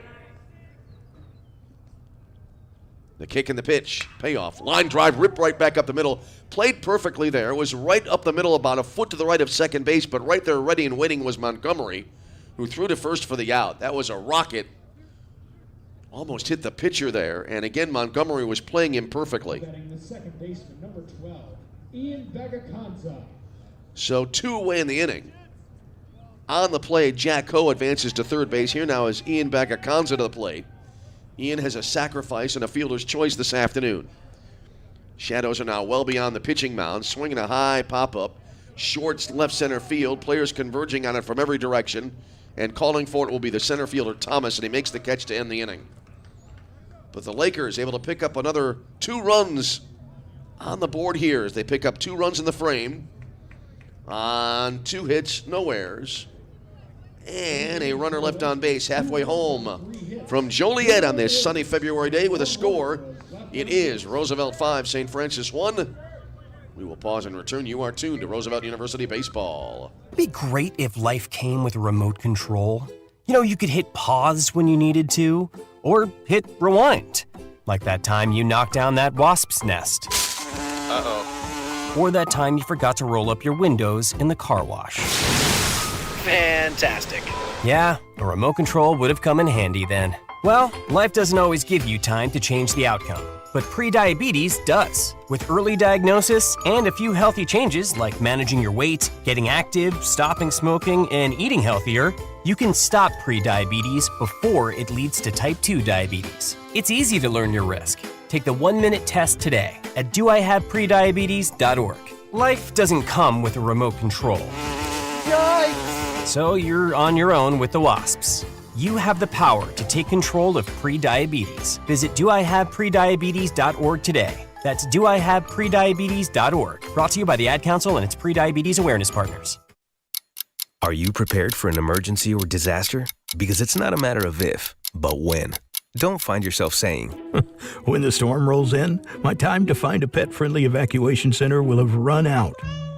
The scorching heat wave will leave me powerless to cool my insulin. I'll face a hurricane without meds. Now that's a tough pill to swallow. Let's prepare so we all have a better story to tell. Get started at ready.gov/older adults. Brought to you by FEMA and the Ad Council. The GLIAC is the Conference of Champions. Since its inception in 1972, GLIAC teams have won 53 national championships and countless more individual championships. Throughout the GLIAC, passionate fans come support our athletes in 21 NCAA-sponsored sports. Just as important as being champions on the field. The pool. The court. The course. The track. GLIAC student athletes are champions in the classroom and the community. The GLIAC is. The GLIAC is. The GLIAC is. The Conference of Champions.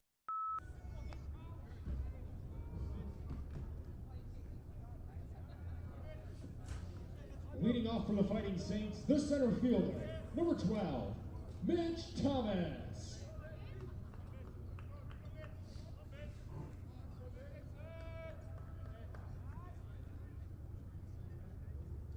So we head to the bottom of the fifth inning. New pitcher is on now for Roosevelt here as Mitchell Thomas will lead it off for St. Francis, and the first pitch will be down and inside. It'll skip to the backstop, but no harm done with nobody on base as we start off the inning. Roosevelt with a lead by a score now of 5-1 in the game. As it's Jason Kozlowski, senior from Naperville, Illinois, transfer from the College of DuPage. Right-hander deals, and a chopper up the first base line, and that'll spin to the right foul about 60 feet up the line. And so the count 1-1 here now to Mitchell Thomas. Thomas 0 for 1. He was called out on strikes to end the St. Francis second inning. Roosevelt now, 5 runs, 7 hits, and no errors. And for St. Francis, no runs, 4 hits, and no errors so far here this afternoon. Kozlowski, right-hander, now kicks and deals. And a good pitch there, down in the zone, and Thomas swinging over it for the strike. So that'll run it now to a ball and 2 strikes. Bottom of 5, 5-1, Roosevelt the lead. Shadows now have encompassed the entire infield here at Slammer Stadium. There's a fastball high and inside. And that'll make it 2-2. St. Francis' only run of the game came back in the first inning. Nate Maliska led off the game offensively for St. Francis with a double, later came around to score back in the opening frame. Was driven in on a ground out. 2-2 offering. It'll be down and away. Filling the count. So for Roosevelt, Salmeron going 2 innings, throwing 23 pitches. He allowed a hit and walked a pair and did not strike out a batter. And not allowing St. Francis to score. There's a swing and a grounder. It'll sneak into right field for a base hit. Vagakanza there at second base dove to his left, but it was just in under his glove. So Mitch Thomas aboard with a leadoff single here in the bottom of the 5th inning for St. Francis. Number 31, Nate Maliska. That'll bring to the plate now Nate Maliska, the first baseman. As we recycle back to the top of the St. Francis order, Maliska is 1 for 2, a double and a fly out to center field. Here's the set of the first pitch. Fastball, look out, had to duck out of the way of that one, and the count goes to 1-0.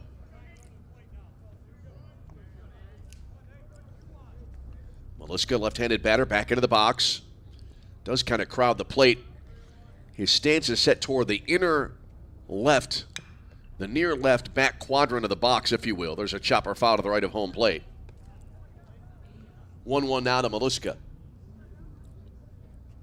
But if you look at the batter's box, if you can visualize it as the rectangular shape, although they're almost square here as they're outlined at Slammer Stadium, he's in the back of the box and near the plate, near the back left corner of the box, swinging a foul back into the screen behind home plate. 1-2 now to Nate Maliska. Bottom of the 5th inning, Roosevelt with a 5-1 lead.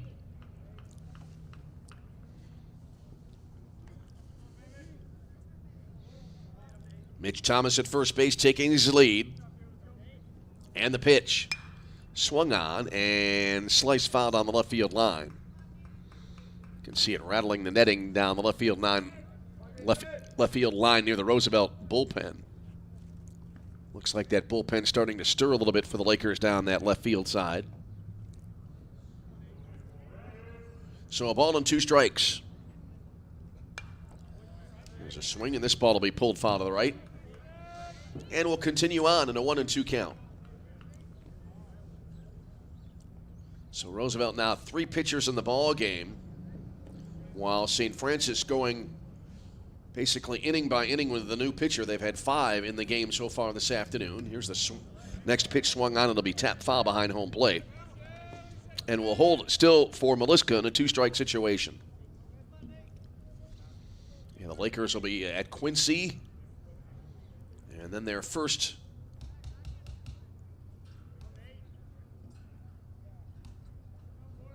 game the week of the 24th will be on February the 24th, the week of the 23rd to be more accurate. That'll be a Tuesday game at Purdue Northwest. Time called now. That'll be a 1 o'clock game. You'll be able to watch that on Flow College. Then the Lakers will be going up against Northwood on the 1st of March when they head off to Florida to play in the annual Russ Matt event. There's a fastball missing outside. This at bat a little bit time-consuming right here. And right now we're in a 2-2 count to Nate Maliska.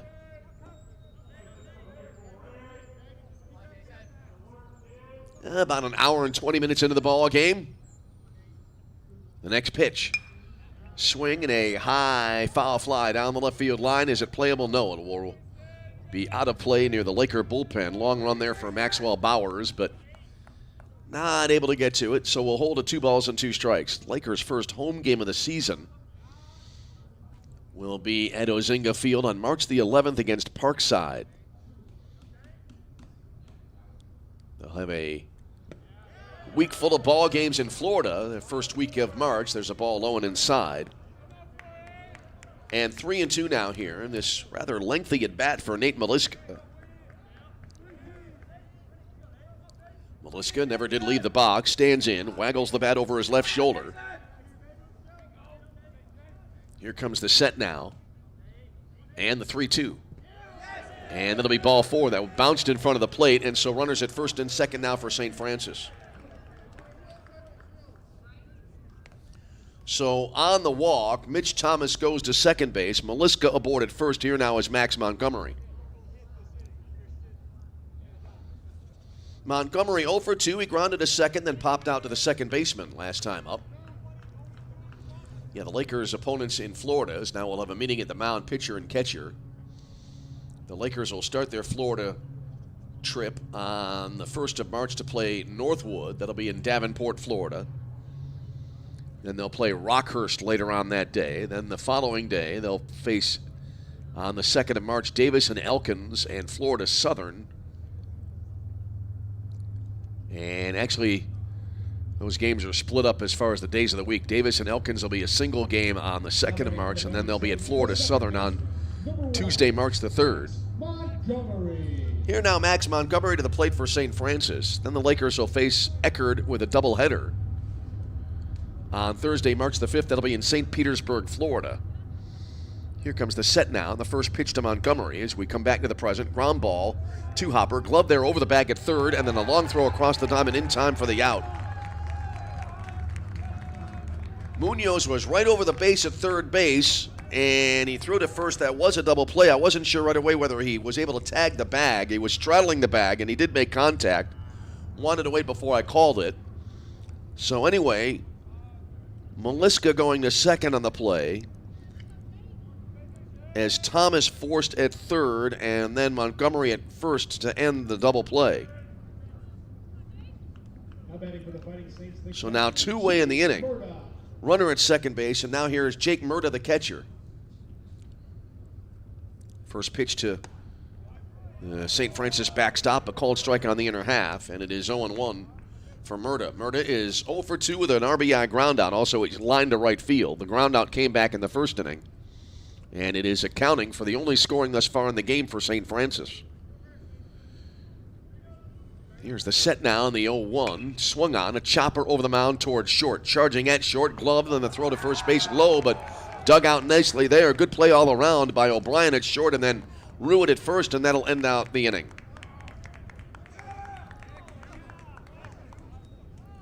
So in the inning, St. Francis again threatening but cannot score. As no runs in the frame for the Fighting Saints. On a hit, no errors, a walk, and one left on base. And after 5 complete, the score is Roosevelt 5, St. Francis 1. You're tuned to Roosevelt University Baseball. How was your drive to school? Let me tell you, I had to get my iced coffee first. I just can't seem to put it down. My favorite rapper just announced a tour. My phone was buzzing like crazy. I'm so excited. I had to text all my friends right then to talk about it. Then, someone started calling me and... Let's try that again. I turned my phone off right away. I never drive distracted. Visit StopTextStopWrecks.org. A message brought to you by the National Highway Traffic Safety Administration, Project Yellow Light, and the Ad Council. I'm Smokey Bear, and I made an assistant to help you out, because only you can prevent wildfires. Hey, Assistant Smokey Bear, call me Papa Bear, because I'm grilling up dinner. Do you get it? Yes, good job. So, what should I do with all these coals? Don't just toss them out. Put them in a metal container because those embers can start a wildfire. I understand. The stakes are high. Ha, ha, ha, ha. Learn more at SmokeyBear.com. Brought to you by the U.S. Forest Service, your state forester, and the Ad Council. The GLIAC is the conference of champions. Since its inception in 1972, GLIAC teams have won 53 national championships and countless more individual championships. Throughout the GLIAC, passionate fans come support our athletes in 21 NCAA-sponsored sports. Just as important as being champions on the field. The pool. The court. The course. The track. GLIAC student athletes are champions in the classroom and the community. The GLIAC is. The GLIAC is. The GLIAC is. The Conference of Champions.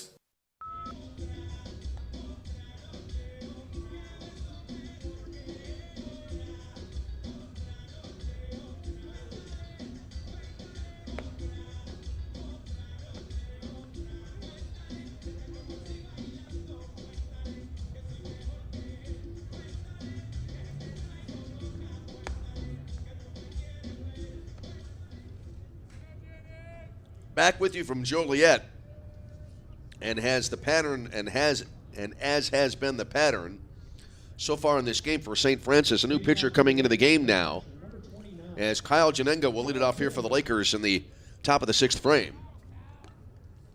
And this will be a righty-righty matchup here to start this 6th inning. And the first pitch here will be down and away, 1 ball, no strikes the count. So it'll be Jake Granazzi, junior from Beecher, Illinois, in to pitch here for St. Francis. And the 1-0 on the way, and that'll be upstairs to make it 2 balls and no strikes. Bottom third of the order due up here. Janenga leading it off for the 2nd time in the game. 2nd inning that he has led off in this game. He led off back in the 4th and hit into a 3 unassisted putout. There's a ball low and away. Skipping to the backstop. So for St. Francis now, McGuire, the last pitcher on the mound for the Saints, going an inning, throwing 26 pitches, allowing 3 hits, 2 runs, both of which were earned, facing 6 batters. Janenga takes the strike on the outside edge. Top of the 6th inning.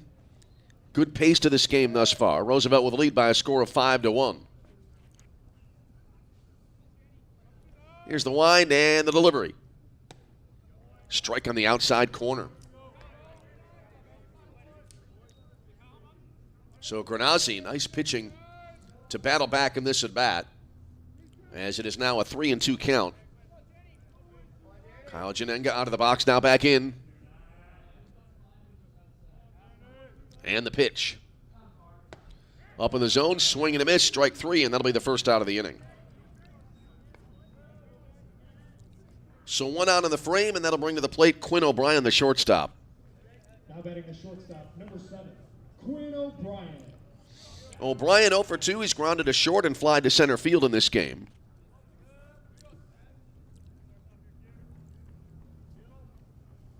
And the first pitch to the right-handed hitter will be a little bit low and away. 1 ball and no strikes. Andrew Lucas next, and back to the top of the Roosevelt order as we play here in the top of the 6th inning. 5-1 Roosevelt with the lead. Lakers have out-hit St. Francis 7-5 in the game. There's a ball a little bit off the outside edge. 2-0 now here for Quinn O'Brien. St. Francis, their only run of the game came in the bottom of the 1st inning, and then it was a strike called on the outside edge. It was a case where the Lakers, though, immediately able to bounce back with a run in the top of the 2nd inning. They added 2 more in the 3rd and 5th to bring us where we are now, to 5-1 lead for Roosevelt. Here in the top half of inning number 6, 2 balls and a strike the count. That'll bounce in front of the plate, skip to the backstop. 3-1 now for Quinn O'Brien.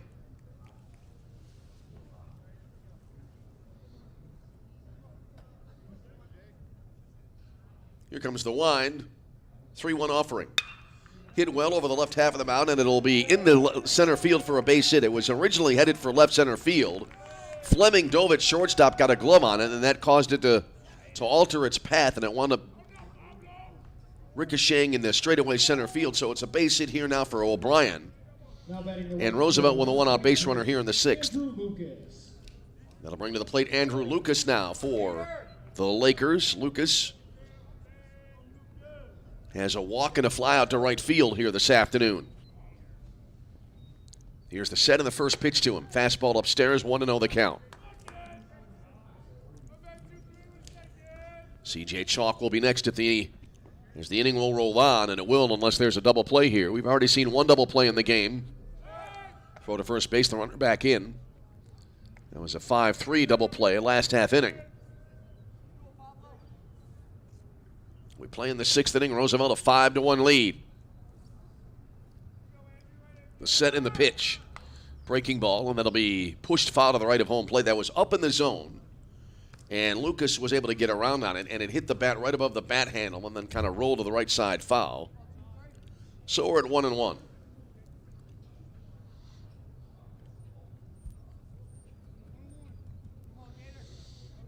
One on, one out, top of the sixth inning. Here comes the 1-1 offering. Chopper to the left side of the mound. Charging at third base, glove there. Throw to first base, one hopping in, not in time. Good effort there by Lauthan at third. Gloved it, had to throw on the run. He short hopped it in. It was a good pickup by Maliska at first base, but it just was too late. And so Roosevelt with runners at first and second. Lucas the infield hit. O'Brien goes to second base. And now the table is set here as we go back to the top of the order, and C.J. Chalk for the Lakers. C.J. today 1 for 3, doubled and scored last time around back in the fifth inning.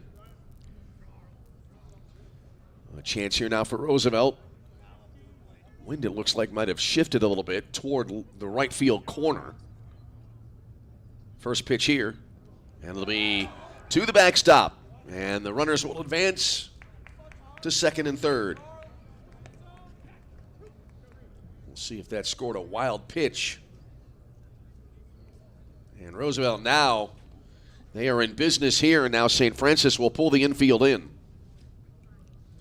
So runners at second and third here for Roosevelt now. Here comes the set. The 1-0 swing and a ball hit to the left side, and then that'll be into left field through the drawn-in infield for the base hit. One run will score. And runners will wind up with second and third as O'Brien coming in to score, and Roosevelt now a 6-1 lead. Lucas to third. Chalk with the RBI single. He's now 2 for 4 in the ball game today. And that'll bring to the plate Maxwell Bowers. That was a wild pitch, by the way, scored on the advancement of the two runners earlier on. Here's Bowers now. Bowers, a double, a line out to short, and then a line out to second base. He made great contact all 3 trips to the plate this afternoon. First pitch here, goes after it, a heater and a wave and a miss, and it's 0-1. Alejandro Munoz awaits on deck here for Roosevelt. So now runners at the corners, 1 out in the inning. The pitch.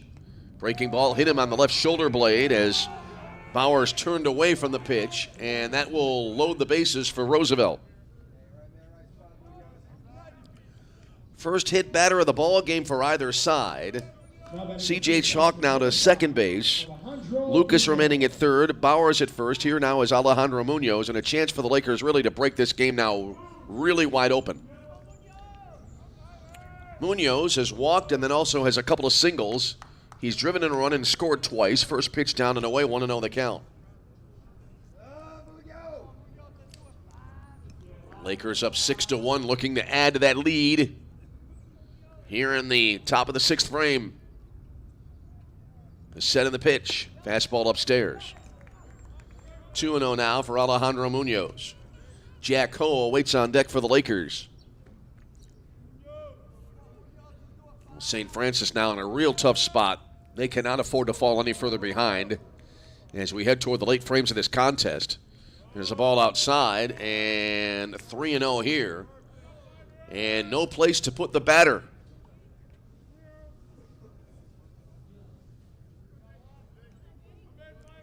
Munoz stands in. Can't believe that it would be a 3-0 green light situation here, and it is not. Ball 4 high, and that'll force in a run, and the Lakers now have a 7-1 lead. Lucas coming in to score on the walk. Chalk to third, Bowers to second. Give Munoz an RBI, his second of the game. And that'll bring to the plate Jack Ho. meeting at the mound now for St. Francis.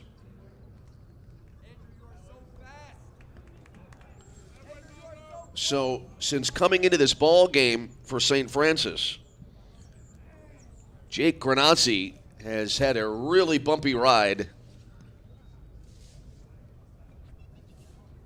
He has allowed 2 in the inning now.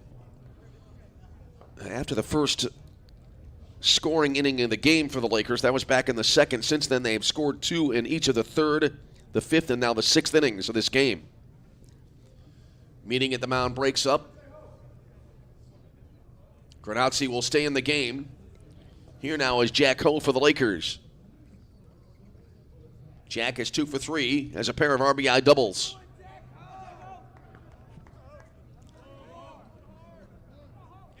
So Ho stands in with the bases loaded, a run in for the Lakers here in the 6th inning. First pitch caught the outside edge of the plate, called strike, and it's 0-1. Murta behind the plate. Good job to try to frame the pitch. And the call went St. Francis's way. No balls and a strike to count. The pitch. Swinging a foul tip, barely got a piece of it, and it kind of rolls behind home plate. 0-2 now for Jack Ho. Todd Arruit waiting on deck here for the Lakers. We're in the 6th, and Roosevelt has broken it open now. They lead it 7-1. 7 unanswered for Roosevelt after St. Francis scoring in the first inning of the game. Breaking ball, getting right through the wicket to the backstop here, and everybody will advance, and now a run coming in to score from third. That makes it an 8-1 Laker lead. C.J. Chalk coming in to score from third. Bowers to third. Munoz to second. 8-1 Roosevelt.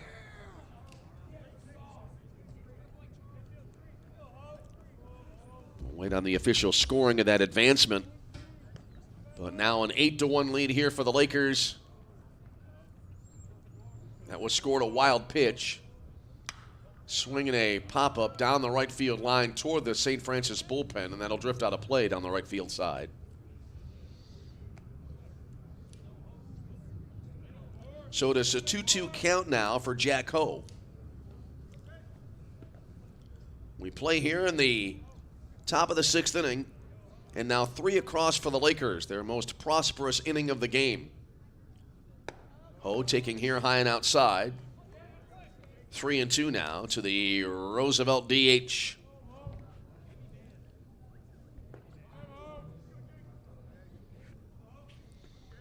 Here comes the set now. And the payoff.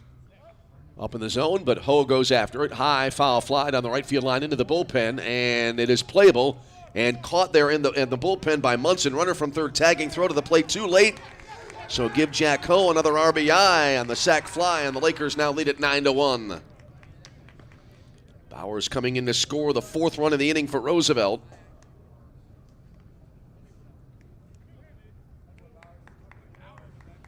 Now batting the first baseman, number 11. So now 2 away in the inning, and that'll bring to the plate Todd Arruit, the first baseman. So a 9 spot on the board for the Lakers.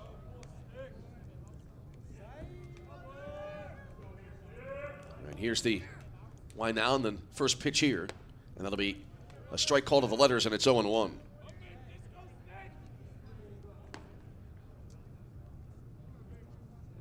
So Granazzi comes set now, and the pitch. Swinging a fly ball to right field, playable here, and in the shadows now out in right field. Munson makes the grab, and that'll end the inning. But a rough inning for Granazzi. As in the inning, Roosevelt picks up 4 runs on the frame. So 4 runs in the inning.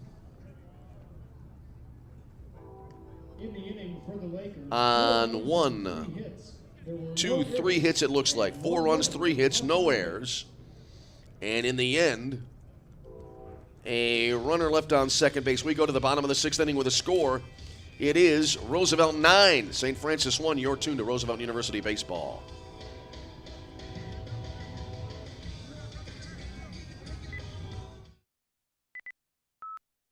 Hi, I'm Ryan Blaney, a third-generation race car driver, and we dedicate a lot of our time to going as fast as possible. My grandpa Lou is the reason why my dad and I started racing, and I'm really proud to follow in his tracks. But when my grandpa was diagnosed with Alzheimer's, it was a very unexpected bump in the road for us.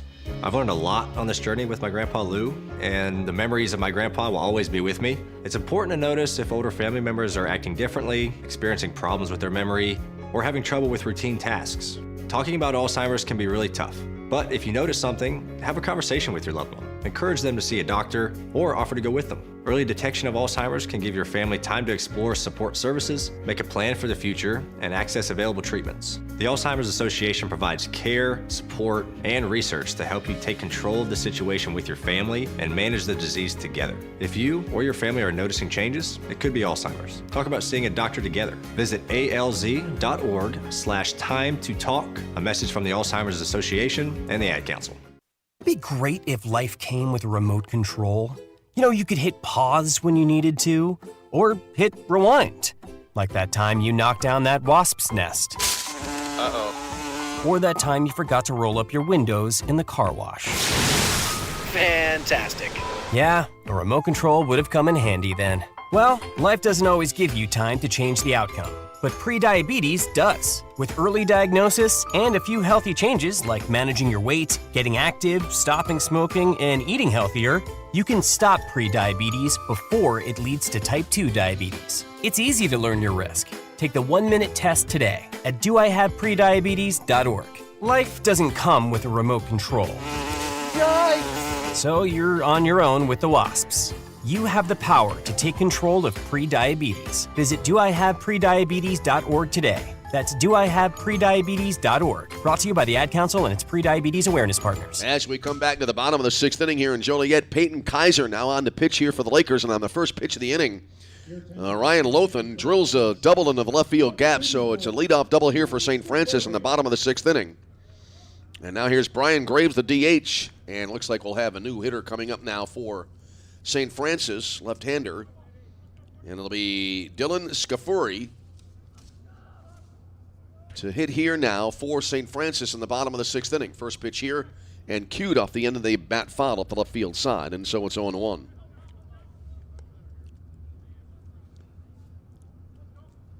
So Scafuri, left-handed batter, so he kind of cued it to the opposite way. And he is behind it 0-1. He goes the other way this time again, but he gets it into the air and slices it down the left field line foul.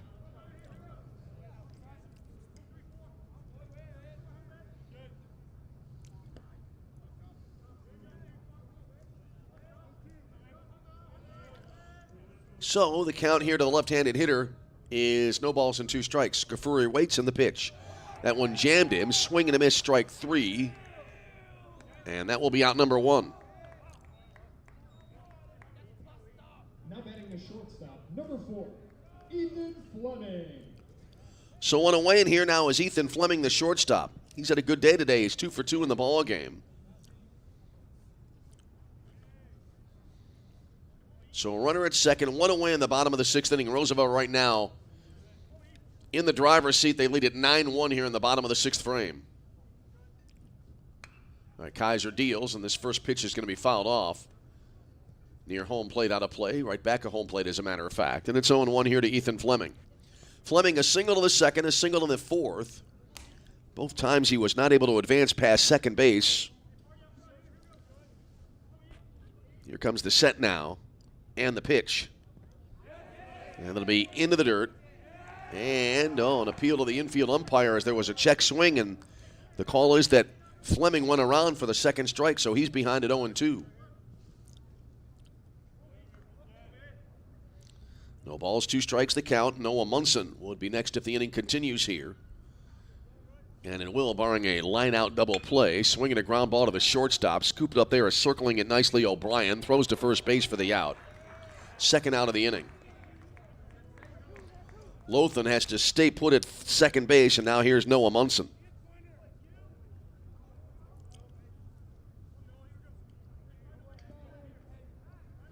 Munson this afternoon has a single and a walk. The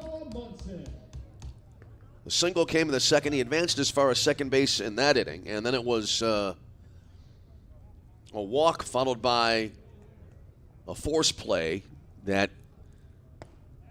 took Munson off the base paths as he takes the first pitch here, a curveball low, 1-0 the count. Yeah, Munson was erased from the base paths on a fielder's choice that ended the St. Francis fourth inning. 9 runs, 10 hits, no errors for Roosevelt, a run on 6 hits for St. Francis. There's a strike called at the knees, 1-1 the count now. And no errors for either team in this game.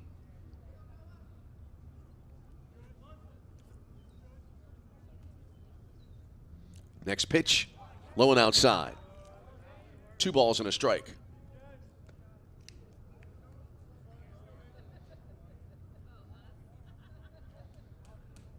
We play in the bottom of the 6th inning. Kaiser for the Lakers is the 4th pitcher for RU in this game. St. Francis going with a pitcher an inning as there's a ball outside.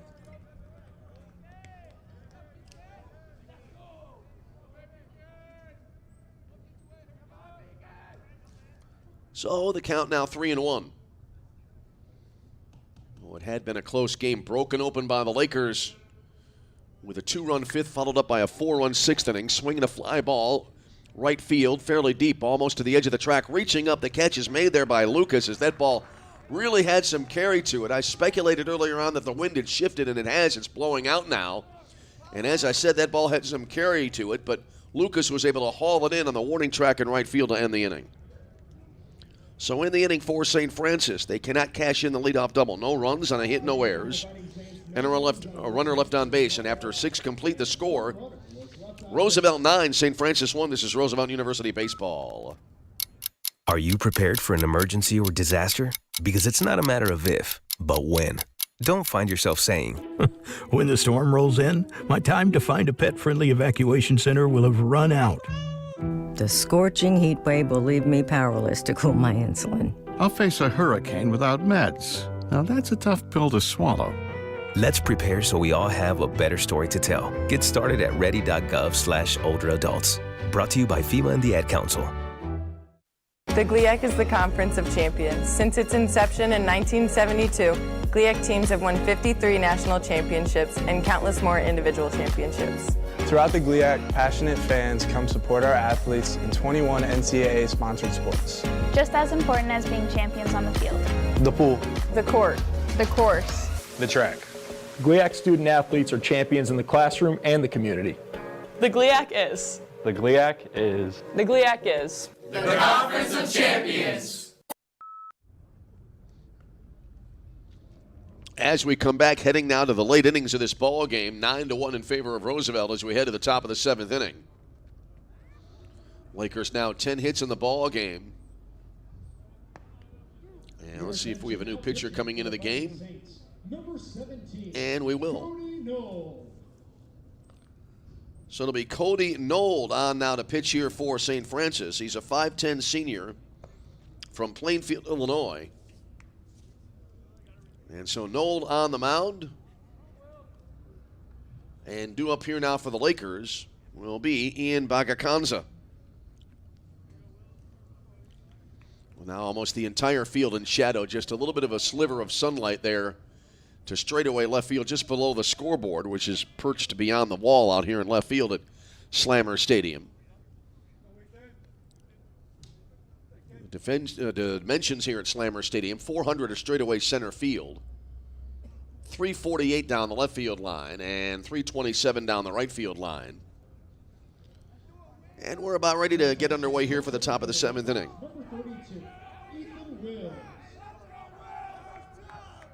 So we have a pinch hitter now coming up to bat here for the Lakers to start off the 7th frame. And the first pitch will be down and away, 1 ball and no strikes the count. As it was Kyle Janenga's spot in the order, not Bagacanza's turn in the order. There's a strike called. And so now batting here for Roosevelt is Ethan Wills. Wills, junior from Lapeer, Michigan. Previously played at Mott Community College. Nold stands in now with a 1-2 count. There's the last pitch in for a strike. And the wind of the pitch, and that'll be up high for a ball to even the count now 2-2 to Wills as Nold is on the mound for St. Francis. Well, in a game like this, a lot of players able to get playing time here late. Got to try to keep track. There's a swing and a foul tip back of home plate, and we'll continue on. So a new pitcher and a new batter here to start off the Roosevelt 7th inning.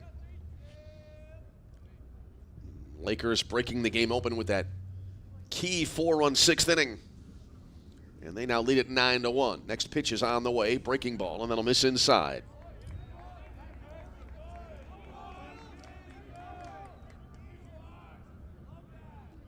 So that fills the count. 3 balls and 2 strikes now. The pitch to Wills.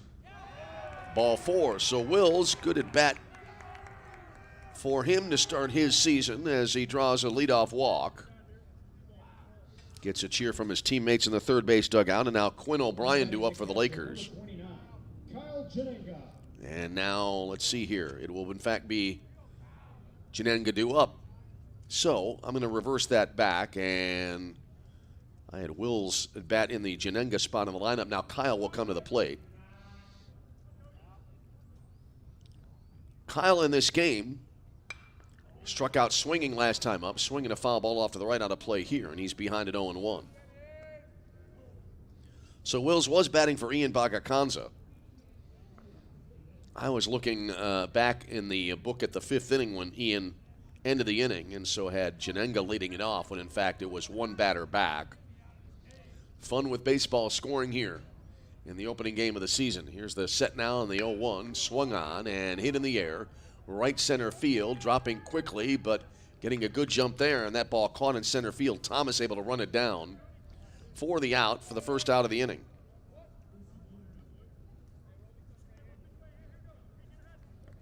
Now Quinn O'Brien due up. Number 7, Quinn O'Brien. O'Brien today is 0 for 2, singled and scored last time up back in the 6th inning. Prior to that, he had a ground out to the shortstop and a fly out to center field. We play in the 7th inning, 9-1 Roosevelt. On cruise control, at least for the moment. There's a swing and a miss, and the count 0-1 now for Quinn O'Brien.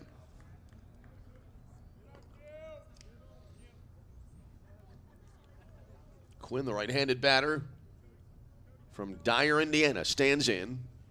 Stands set back in the box, and the pitch.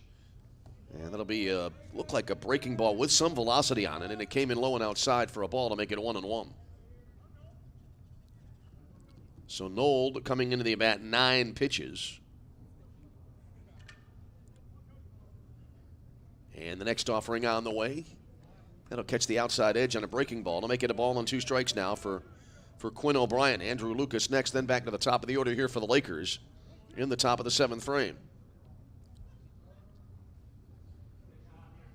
9-1 Roosevelt the lead.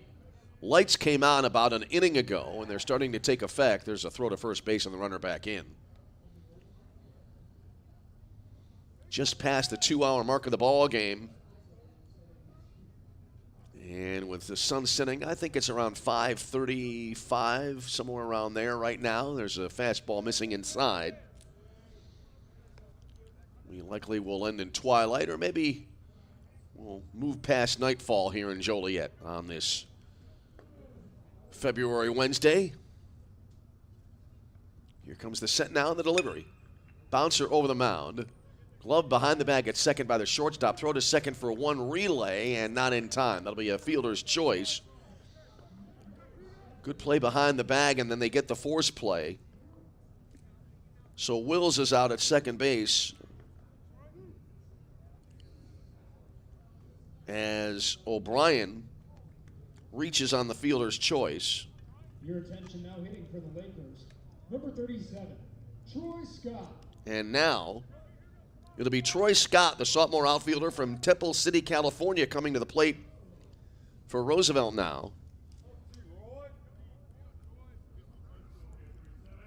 So Troy Scott is first at bat in a Laker jersey.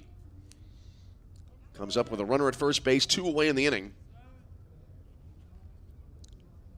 Here's the set now, and the first pitch is on the way. Breaking ball, look out, nearly hit him. Scott backing out of the way of that one. It nearly grazed his left shoulder as the count goes to 1 ball and no strikes.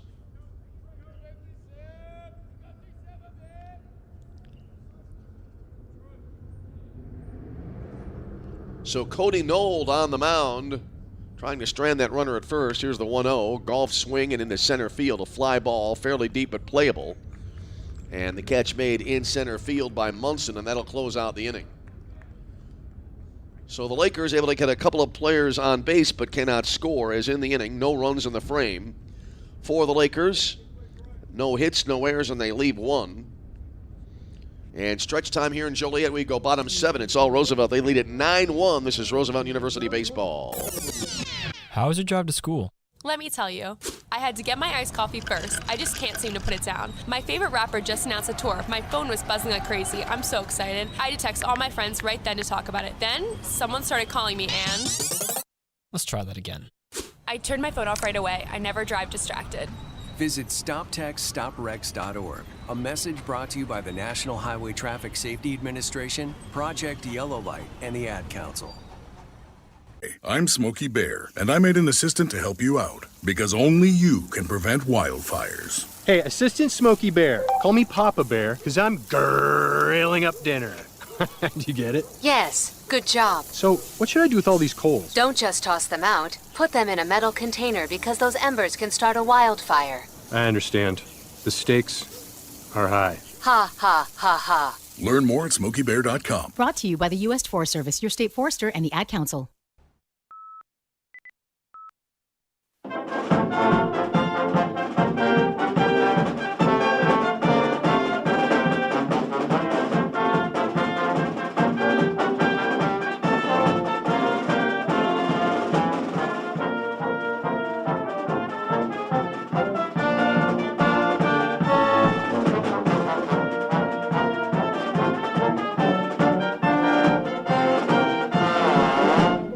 Back in Joliet, Peyton Kaiser about to start his second inning of work on the mound for Roosevelt. He'll be facing a pinch hitter here. First pitch swinging and a bouncing ball over the mound, and then it hits the bag at second and caroms into short left field for a base hit. Hitting there for St. Francis was Christian Rosales, a junior from Oak Lawn, Illinois. Got a little bit of a break, as it looked like it was going to be fielded behind the bag there at shortstop, but it caromed off the base at second, and so Rosales has an infield single.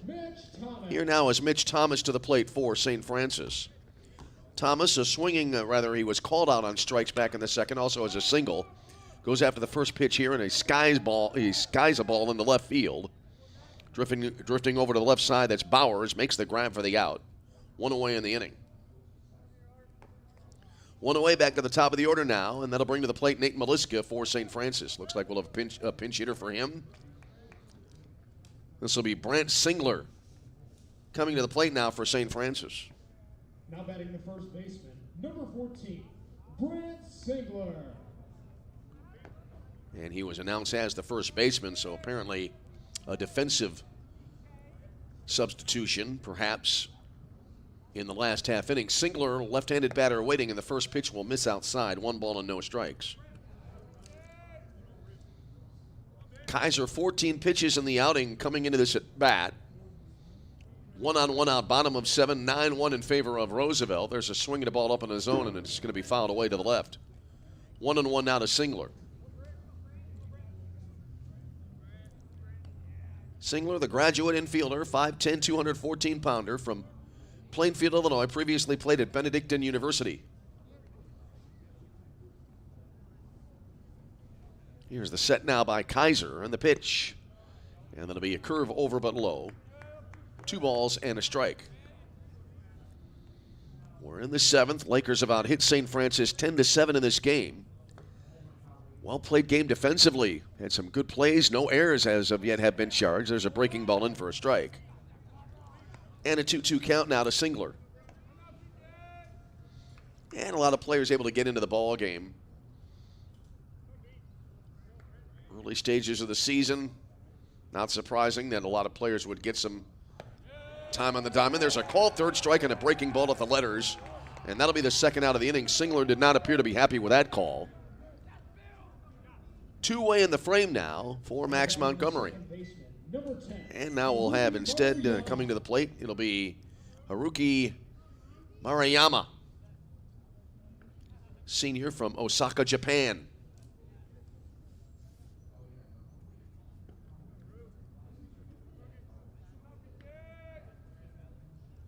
So Montgomery's day at the plate over with.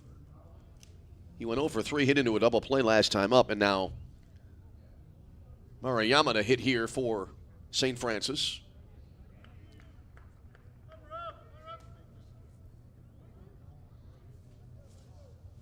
Runner at first, Rosales taking his lead.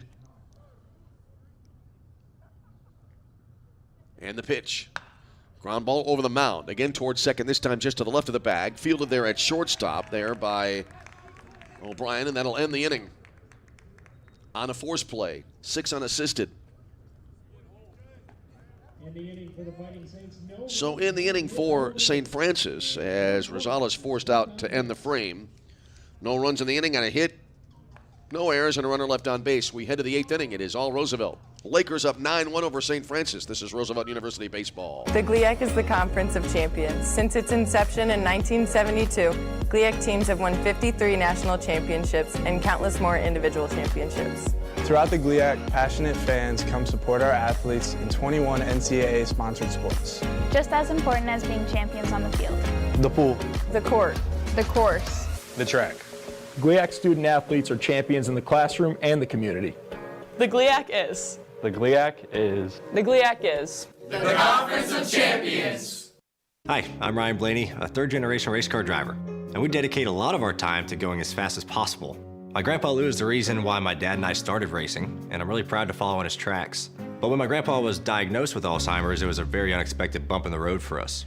I've learned a lot on this journey with my grandpa Lou, and the memories of my grandpa will always be with me. It's important to notice if older family members are acting differently, experiencing problems with their memory, or having trouble with routine tasks. Talking about Alzheimer's can be really tough, but if you notice something, have a conversation with your loved one. Encourage them to see a doctor or offer to go with them. Early detection of Alzheimer's can give your family time to explore support services, make a plan for the future, and access available treatments. The Alzheimer's Association provides care, support, and research to help you take control of the situation with your family and manage the disease together. If you or your family are noticing changes, it could be Alzheimer's. Talk about seeing a doctor together. Visit alz.org/time to talk. A message from the Alzheimer's Association and the Ad Council. New pitcher coming on now for St. Francis as we head to the top of the 8th inning. And for the Fighting Saints, it'll be Christopher Vilwalk. Senior pitcher from Lamont, Illinois, transfer from College of DuPage. He's a left-hander. First pitch is on the way, and it'll be fouled back out of play, and it's 0-1. C.J. Chalk leading off the inning now for the Lakers. One of the regulars still in the game. And he is 2 for 4 in this game. Takes the next pitch in for a called strike, and so he's behind at 0-2. Top of 8, 9-1 Roosevelt. Last inning was one of the more quiet innings of the ball game. Breaking ball here, and it'll be over but low. 1 ball, 2 strikes now. As the top of the order coming up to the plate here for the Lakers in the top of the 8th inning. Here comes the set and the pitch.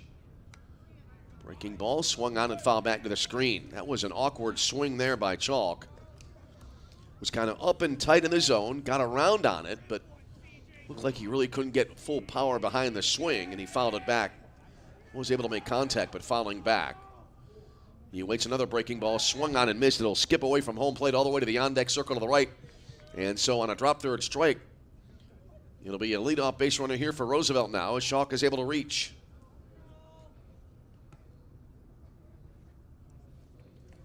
So a leadoff hitter. Let's see now who may be coming up to the plate here for the Lakers. Got a pinch hitter coming up. And this will be for the Lakers. Nolan Betcher will bat.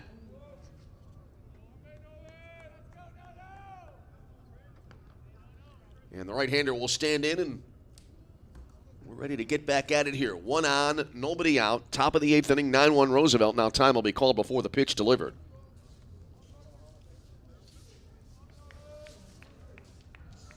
All right, Nolan now back into the batter's box, right-handed batter. And he takes the first pitch in there. Strike call to the knees. So he's quickly behind at 0-1. That's your batting for Bowers, who had gone 1 for 3 along with being hit by a pitch. That was a hanger and a fly ball, a fairly deep left field, but it'll still be playable. The catch made for this first out of the inning here in the 8th inning. I thought that ball would have maybe a little bit more carry than it did. But 1 out of the frame.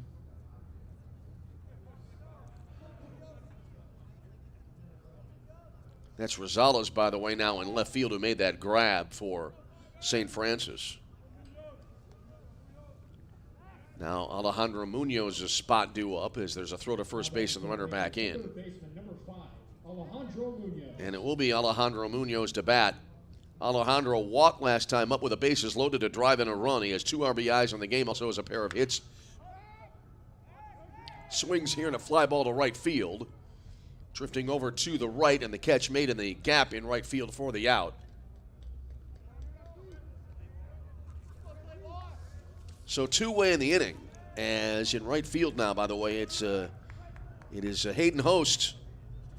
Saw it more from Shanahan, Illinois. He made the grab. So Munoz flies to right for out number 2 here in the Laker 8th inning. And now we'll have, I believe, another pinch hitter come up to the plate here for the Lakers.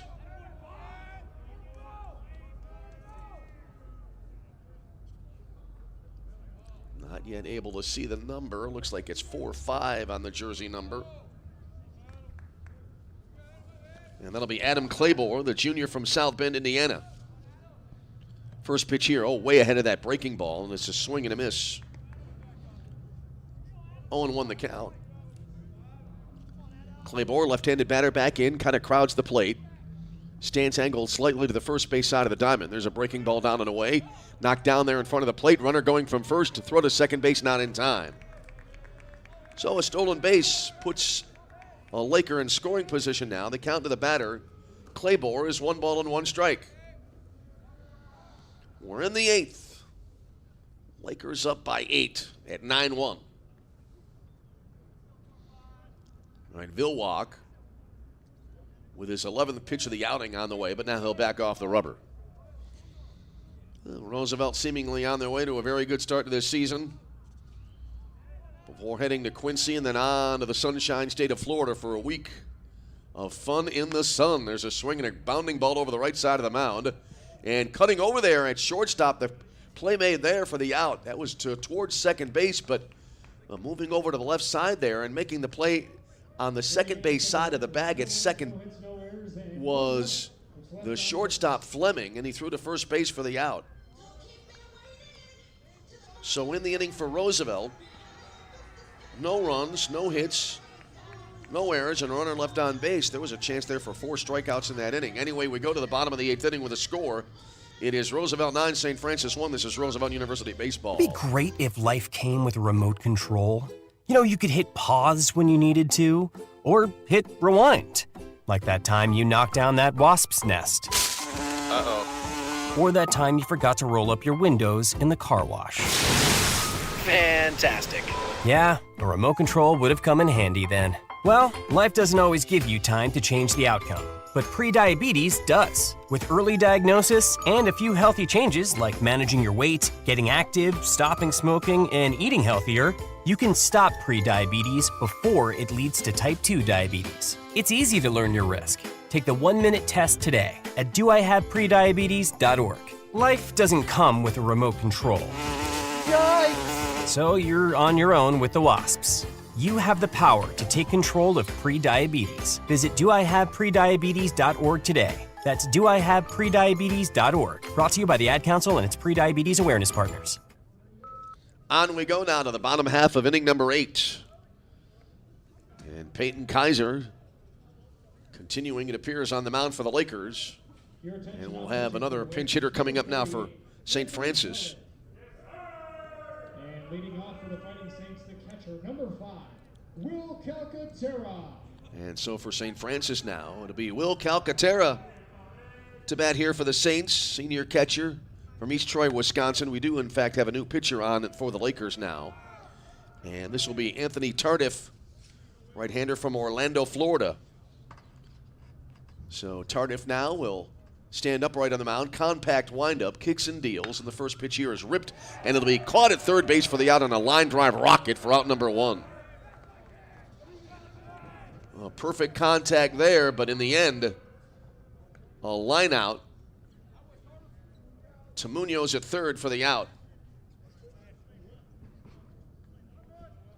Now batting at third baseman, number 50, Ashton Roy. So now, 1 away in the inning.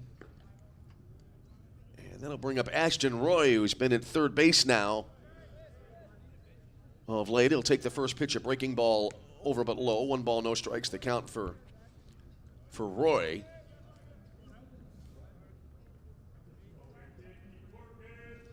Nine-1 ball game, bottom of 8. Next pitch in there for a called strike, and that makes it 1-1.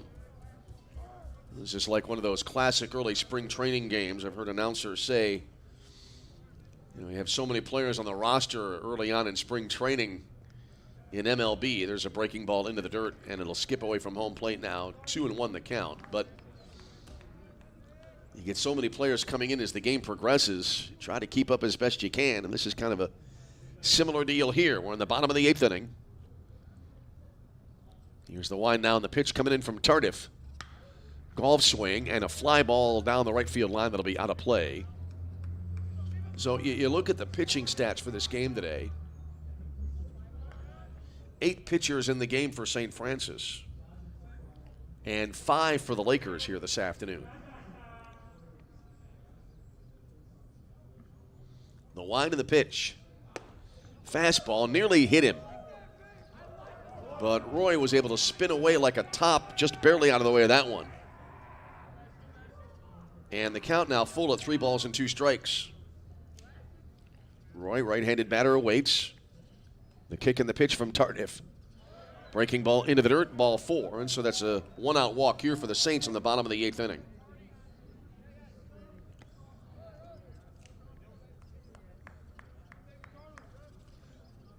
So now that will bring to the plate Dylan Scafuri, who is 0 for 1 here. He struck out in his first at-bat of the game back in the 6th inning. That was a swinging strikeout. Tardif into the stretch now, and the pitch, and that'll be down low for ball 1. Now batting the designated hitter, number 34, Dylan Scafuri. Scafuri, the second DH of the game for St. Francis. Brian Graves started up the game in the DH's role. Next pitch.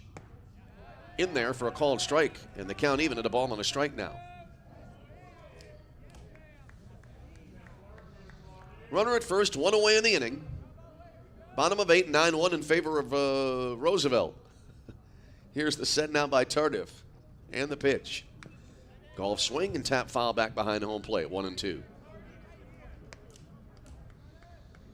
St. Francis starting the scoring with a run in the bottom of the first inning, but then the Lakers bouncing back, picking up a run of their own to tie the game in the second, and since then it's been all Roosevelt. 2 in the third, 2 in the fifth, 4 in the sixth. No scoring since then. The pitch. Again, a golf swing, and this is hit well to right field. Back toward the fence it goes, and it'll one-hop the fence for extra bases as it skips away there in right field, and runners will wind up at second and third. So Roy going to third, Scafuri aboard at second base. Here now is Ethan Fleming to the plate, or at least his spot in the order coming up. Yep, Fleming is due up, it appears. He's being shown as coming to the plate here for St. Francis. Your attention, now pinch hitting for the Fighting And it'll be a pinch hitter. Number 45, Ryan Bannon. So a pinch hitter coming on now for USF. This will be Ryan Bannon, freshman from Lombard, Illinois. Lots of players in this game. This box score is going to look fascinating when all is said and done. And again, not surprising. This in a way is kind of like a, spring training or preseason game, if you will, in a manner of speaking. Righty versus righty matchup here. Here's the wind of the first pitch. Swung on, and it'll be a foul tip at home plate. 0-1 the count. So Tardif on the mound, Bannon at the plate here for this confrontation late in the game. Bannon a wave and a miss here, and now he is behind at 0-2.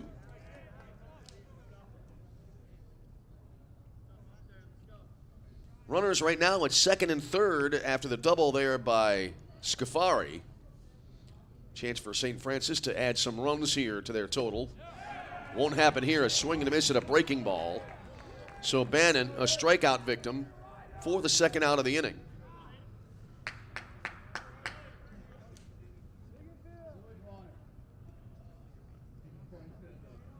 And now, For the Fighting Saints, the right fielder, number 16, Hayden Host. Here is Hayden Host, the right fielder. Host, first at bat of the game.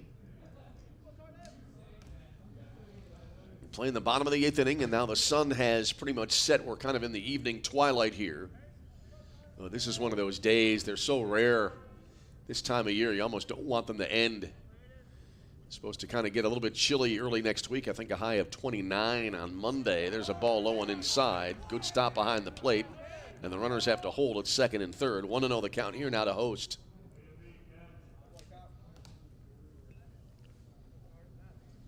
Yeah, I remember when I was a kid in grade school and a day like this would come along in the spring, and I wanted to get out of school so fast because I thought it would be the only warm day of the whole year.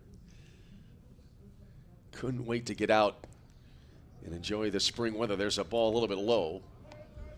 2 balls and no strikes, especially after the brutal January we had last month rather. We had one day where the temperature didn't go above 0. And I think for a week, I think officially, at least in Chicago, as the next pitch will miss outside. There was a stretch of a week where it didn't get above 18 degrees. And I think it bottomed out at one day. The low was like 11 below. 3-0 in there for a called strike. So the at-bat continues here now for Host. 8 hits in the game now for St. Francis, 10 for the Lakers here this afternoon. Just about 2.5 hours into the ball game. 3-1, called strike, and the at-bat continuing on. We noticed a few innings ago, we told you about the lights coming on and starting to have an effect, and now you can see it more and more. Shadows now being cast by the lights overhead. 3 balls and 2 strikes. The pitch on the payoff. Golfed in the right center field. This looks like it may get down, or will it stay up there? And it will get down for a base hit. 1 run is in. 2 runs are in. It'll be a 2-run base hit.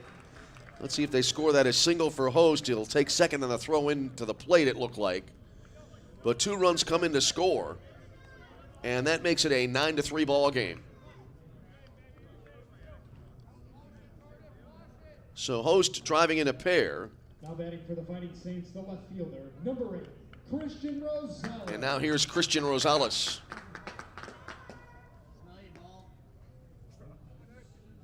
So Rosales will stand in. 2 runs in, 9-3 ball game. So now that's the 9th hit of the game for St. Francis. First pitch, look out, it hit Rosales. He ducked out of the way, he lost his helmet, so I think the ball made contact with his helmet, and he kind of flings the bat over here to the right side on deck circle. And he will take his base at first.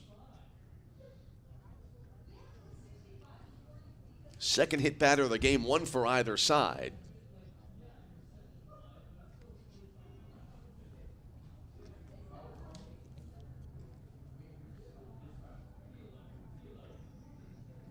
A bit of a delay here. Surely you want to make sure that Rosales is all right. Ducked out of the way of that one, and because he ducked, it kind of obscured the contact point of the ball with Rosales. So I wasn't immediately able to tell right away whether it would be off his helmet or off his shoulder, but his helmet came flying off off. And so either way, Rosales is aboard at first base. And a meeting at the mound here now for Roosevelt. Well, we'll be back with a baseball team on the 11th of March. We'll return. And that's a little bit less than 4 weeks. Take a look at the calendar maybe and take a look at the exact number of days as the meeting now about to break up on the mound. As it is a 9-3 ball game here, and the lights really now almost taking full effect as we will have now coming to the plate for St. Francis. It will be, as the lights are dimming here in the booth as well, so I'm going to take the phone flashlight out. That's Jaden Martin, a junior outfielder from Plainfield, Illinois, now coming to the plate here for St. Francis. So Martin, right-handed batter, standing in, 9-3 ball game, and still 2 runners on the bases for St. Francis. And Martin took the first pitch for a strike, so he's behind an 0-1.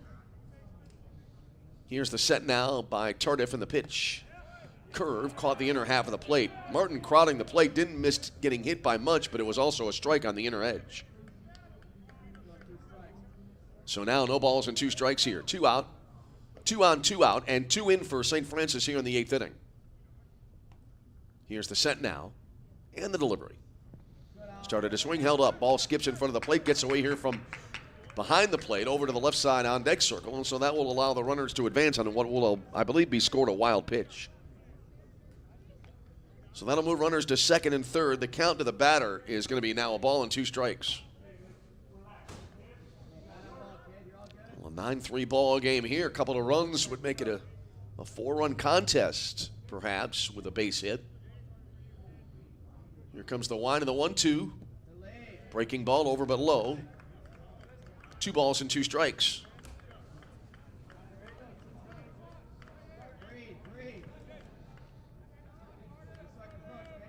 So a 2-2 count.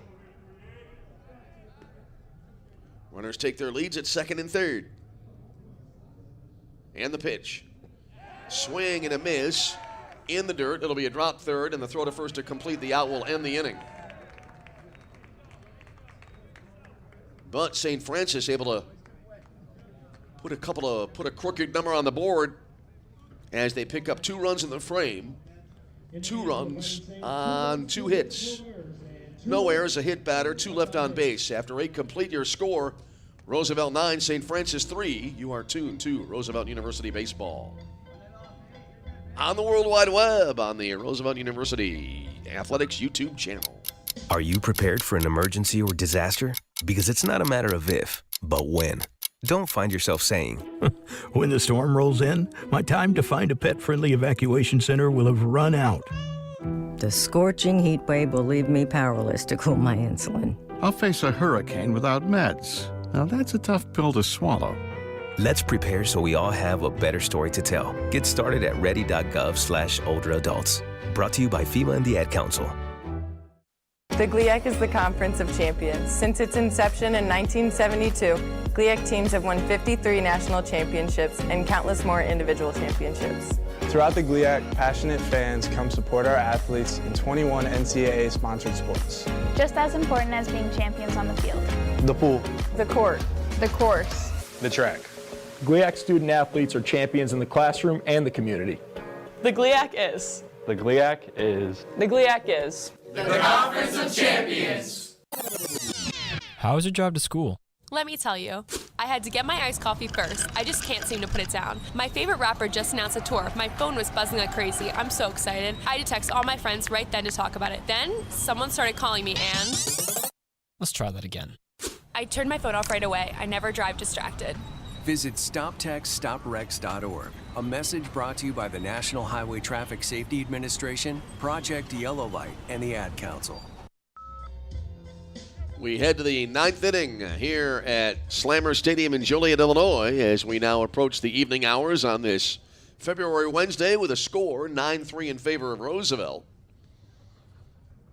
And we have a new pitcher coming into the game once again now for St. Francis. That's been the order of the day. Number 0, Zach Blazekovich. And it'll be Zach Blazekovich to come into the game now for St. Francis. And the first batter he will be facing will be Tyler Ruitt, who stays in the game, one of the few starters still in this contest. And the first pitch to Ruitt is in there for a called strike, and it's 0-1. Ruitt has walked twice, grounded out and flied out. He scored a run in this game. That was way back in the second inning. Here's the set now by Blazekovich, and the pitch. Fastball up and away. 1-1 the count. 9 runs, 10 hits, no errors for Roosevelt. 3 runs, 9 hits, no errors for St. Francis.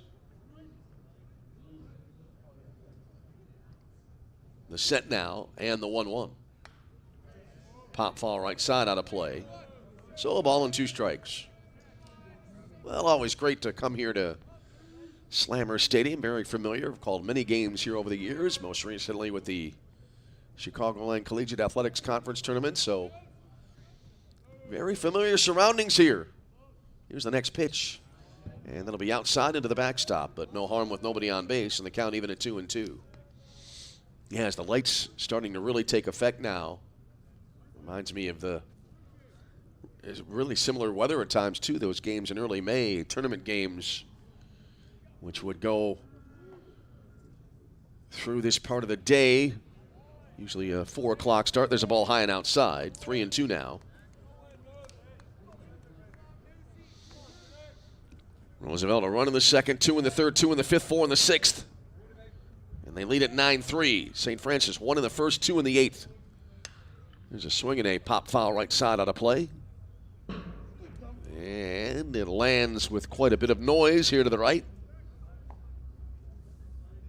And will hold at 3 balls and 2 strikes. I'm just noticing now that the count is being kept. It's only the 9th inning. There's a swing and a miss, or was it a foul tip? Looks like it was the latter, so the at-bat will continue. It's 3-2. The main scoreboard here, the line score portion is operational, but it doesn't look like the balls and strike indicators are lit up. So I've been keeping the count, fortunately, mostly accurately here today in my scorebook. There's a swing and a ground ball, backhanded near the bag at third. Long throw across the diamond, one hopping in for the out. Good play all around there. A 5-3 put out to start the top of the 9th inning here for Roosevelt. Well, that was a 2-hopper, not a lot of velocity behind it. And the ball gloved nicely there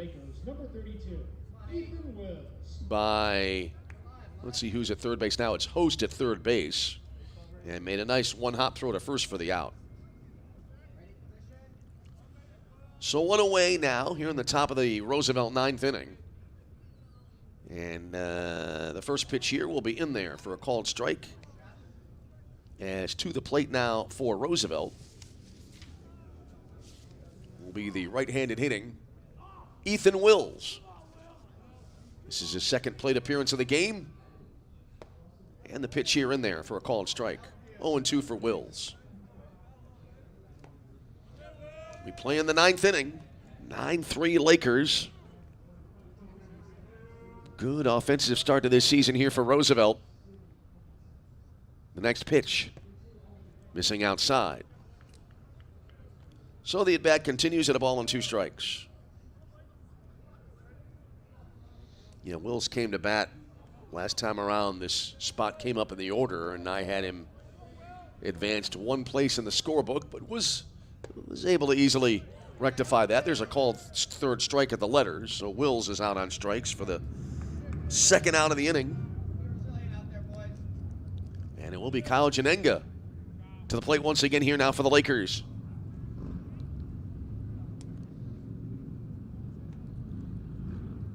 Kyle, retired last time up, flying out to center field. There's a strike called on the outside edge, 0-1 the count. Kyle Janenga. Kyle also has a strikeout. Grounded out to first, also retired back in the second inning. Right-handed batter awaits. And the pitch. Just off the outside edge to even it up now, 1-1. These are certainly, from a Lakers standpoint of view, certainly these are the kinds of games you like to get early on to get your season off on the right note. Fastball, strike called on the outside half of the plate. 1-2 the count. That looked like a really wide strike zone there. Very generous. Blazekovic on the mound. Now with his 15th pitch, the at-bat coming up. And is swinging a high fly ball. Short center field coming on in the catch. Oh, reaching back, it'll be dropped in center field. And so the inning will continue as Wills will pull into second base. That was a sky ball to center field. Way up into the air. And Martin coming on and he overran the ball. Tried to reach back and it went off the heel of his glove and dropped to the turf. And so, that will be our first error of the game, as it'll be an E8 on the at-bat for Wills. That'll bring to the plate Quinn O'Brien, the shortstop. O'Brien today, last time up a fielder's choice, he's officially 1 for 4 in the game. First pitch here, and that'll be in for a called strike, 0-1 here. Blazekovic, an interesting delivery, kind of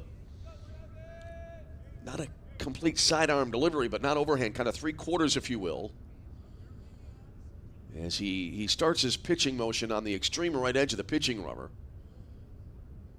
And the next pitch into the air, left center field, fairly deep, going back, and leaping up, and the catch attempt is made, and it is going to be an out. Oh, a tremendous play there in center field. Wanted to hold off because the dive was to the back left corner of the area there in center field, if you will.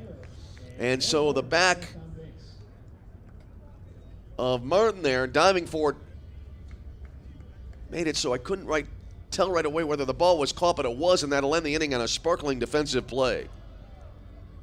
So, after that rather verbose description of the last play, no runs in the inning for Roosevelt, no runs, no hits in air, and a runner left on base, and the Lakers now a chance to hold them and go on home as we head to the bottom of the ninth inning with a score. It is Roosevelt 9, St. Francis 3. This is Roosevelt University Baseball. I'm Smokey Bear, and I made an assistant to help you out, because only you can prevent wildfires. Hey, Assistant Smokey Bear, call me Papa Bear, because I'm grilling up dinner. Do you get it? Yes, good job. So, what should I do with all these coals? Don't just toss them out. Put them in a metal container because those embers can start a wildfire. I understand. The stakes are high. Ha, ha, ha, ha. Learn more at SmokeyBear.com. Brought to you by the U.S. Forest Service, your state forester, and the Ad Council. The GLIAC is the Conference of Champions. Since its inception in 1972, GLIAC teams have won 53 national championships and countless more individual championships. Throughout the GLIAC, passionate fans come support our athletes in 21 NCAA-sponsored sports. Just as important as being champions on the field. The pool. The court. The course. The track. GLIAC student athletes are champions in the classroom and the community. The GLIAC is. The GLIAC is. The GLIAC is. The Conference of Champions. On we head now to the bottom half of inning number 9. New pitcher coming into the game now for Roosevelt University. And this will be here coming on Antoine Harvey Jr., the junior right-hander from Chicago, Illinois, transfer from Olive Harvey College. And so he will come on, and the first batter he will be facing for his outing will be Brant Singler for St. Francis. As the top of the order drew up here now for the Saints.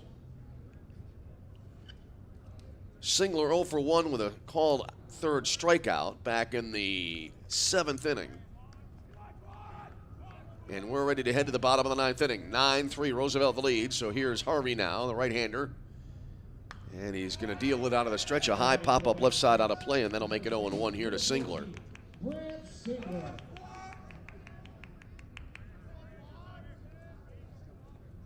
St. Francis, their last chance to swing the bat here, unless they can get 6. There's a high pop-up on the infield. Who wants it? Calling forward O'Brien at the shortstop, makes the catch for out number 1. So one away in the inning.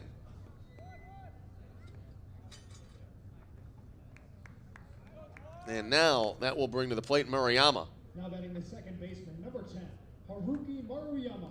So Haruki Murayama to stand to the plate now. He hit into a fielder's choice his first time up back in the 7th. First pitch coming in here. And Murayama takes, and it'll be over but low, 1 ball and no strikes. Well, Harvey getting a quick out to start his outing here in the 9th inning, trying to close this game out for Roosevelt. And there's a called strike on the inner half. 1-1 now to Murayama.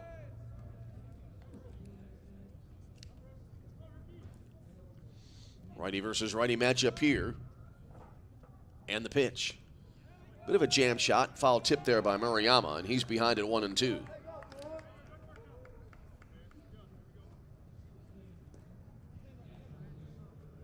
Murayama stands set back in the box. Bit of a wide stance with his back foot just on the back line of the box. Here comes the 1-2, taken outside. 2 balls and 2 strikes. Good stop behind the plate now, as it's still Kyle Janenga behind the plate. Nobody on base, but still a good stop nonetheless. He kind of slid to his right there and was able to block the ball. He was off balance as well. Here's the set now on the delivery. Swung on in a sharp 2-hopper to shortstop. O'Brien up with it, throws to first base, 2 down in the inning, and Roosevelt now 1 out away from an opening day win here in 2026. 2 up, 2 down here in the 9th inning. And that will now leave it up here as coming to the plate for St. Francis will be T.J. Tarnowski. Now batting the catcher, number 35, T.J. Tarnowski. Tarnowski, junior backstop from Waukesha, Wisconsin. His first chance to bat here in this game. The last hope for the Fighting Saints. First pitch is down low, 1-0 here. Actually, Tarnowski, let's see here if he batted last time up. I had not written the substitution yet in my scorebook. There have been so many. Swinging a little floater wide of third, foul. Scrolling down through the live box score here. And no, it was Calcaterra who last batted when this spot came around in the order last time. There's a ball outside. And so it is Tarnowski's first at bat of the game, or at least first plate appearance. And he's in a 1-1 count. That'll be over but low, 2 balls and a strike. Yeah, I noted a moment ago here, started to say, I looked over to the auxiliary board here, which is on the first base side, and saw the count being indicated there. Kind of wish I discovered it before the 9th inning. There's a swing and a jam shot, and a slow roller left of the mound, charging here at third, gloved, and the throw to first base in time on a nice play to end the ball game. And Roosevelt, after surrendering an early run here, they score 9 unanswered, and they win the game by a final of 9-3. Totals in the ball game today here in Joliet. Roosevelt, 9 runs, 10 hits, and no errors. St. Francis, 3 runs, 9 hits, and 1 error in a game that took right around 2 hours and 45 minutes. So a real good start for the Roosevelt University baseball team here in 2026 as they post the victory. As again, your final, Roosevelt 9 and St. Francis 3. We'll be back with the Lakers when they return from Florida at Ozinga Field on March the 11th, when they'll start up the conference season as well. So we hope you'll continue to join us as the season goes along. Should be a great year for Roosevelt baseball as they look again to go to the GLIAC Conference Tournament and maybe more at the end of the year here in 2026. Our great thanks to Amanda Jensen on stats. Thanks to all of you for tuning in. Again, the final here this afternoon from Joliet, Illinois. The Roosevelt University Lakers 9, St. Francis 3. As we said, we hope you'll continue to join us as we continue to cover baseball during the spring months. Either way, until we speak to you again, this is Tom Westenfeld. Again, thanks for being with us. And for now, from Joliet, Illinois, we wish you all a very pleasant good night.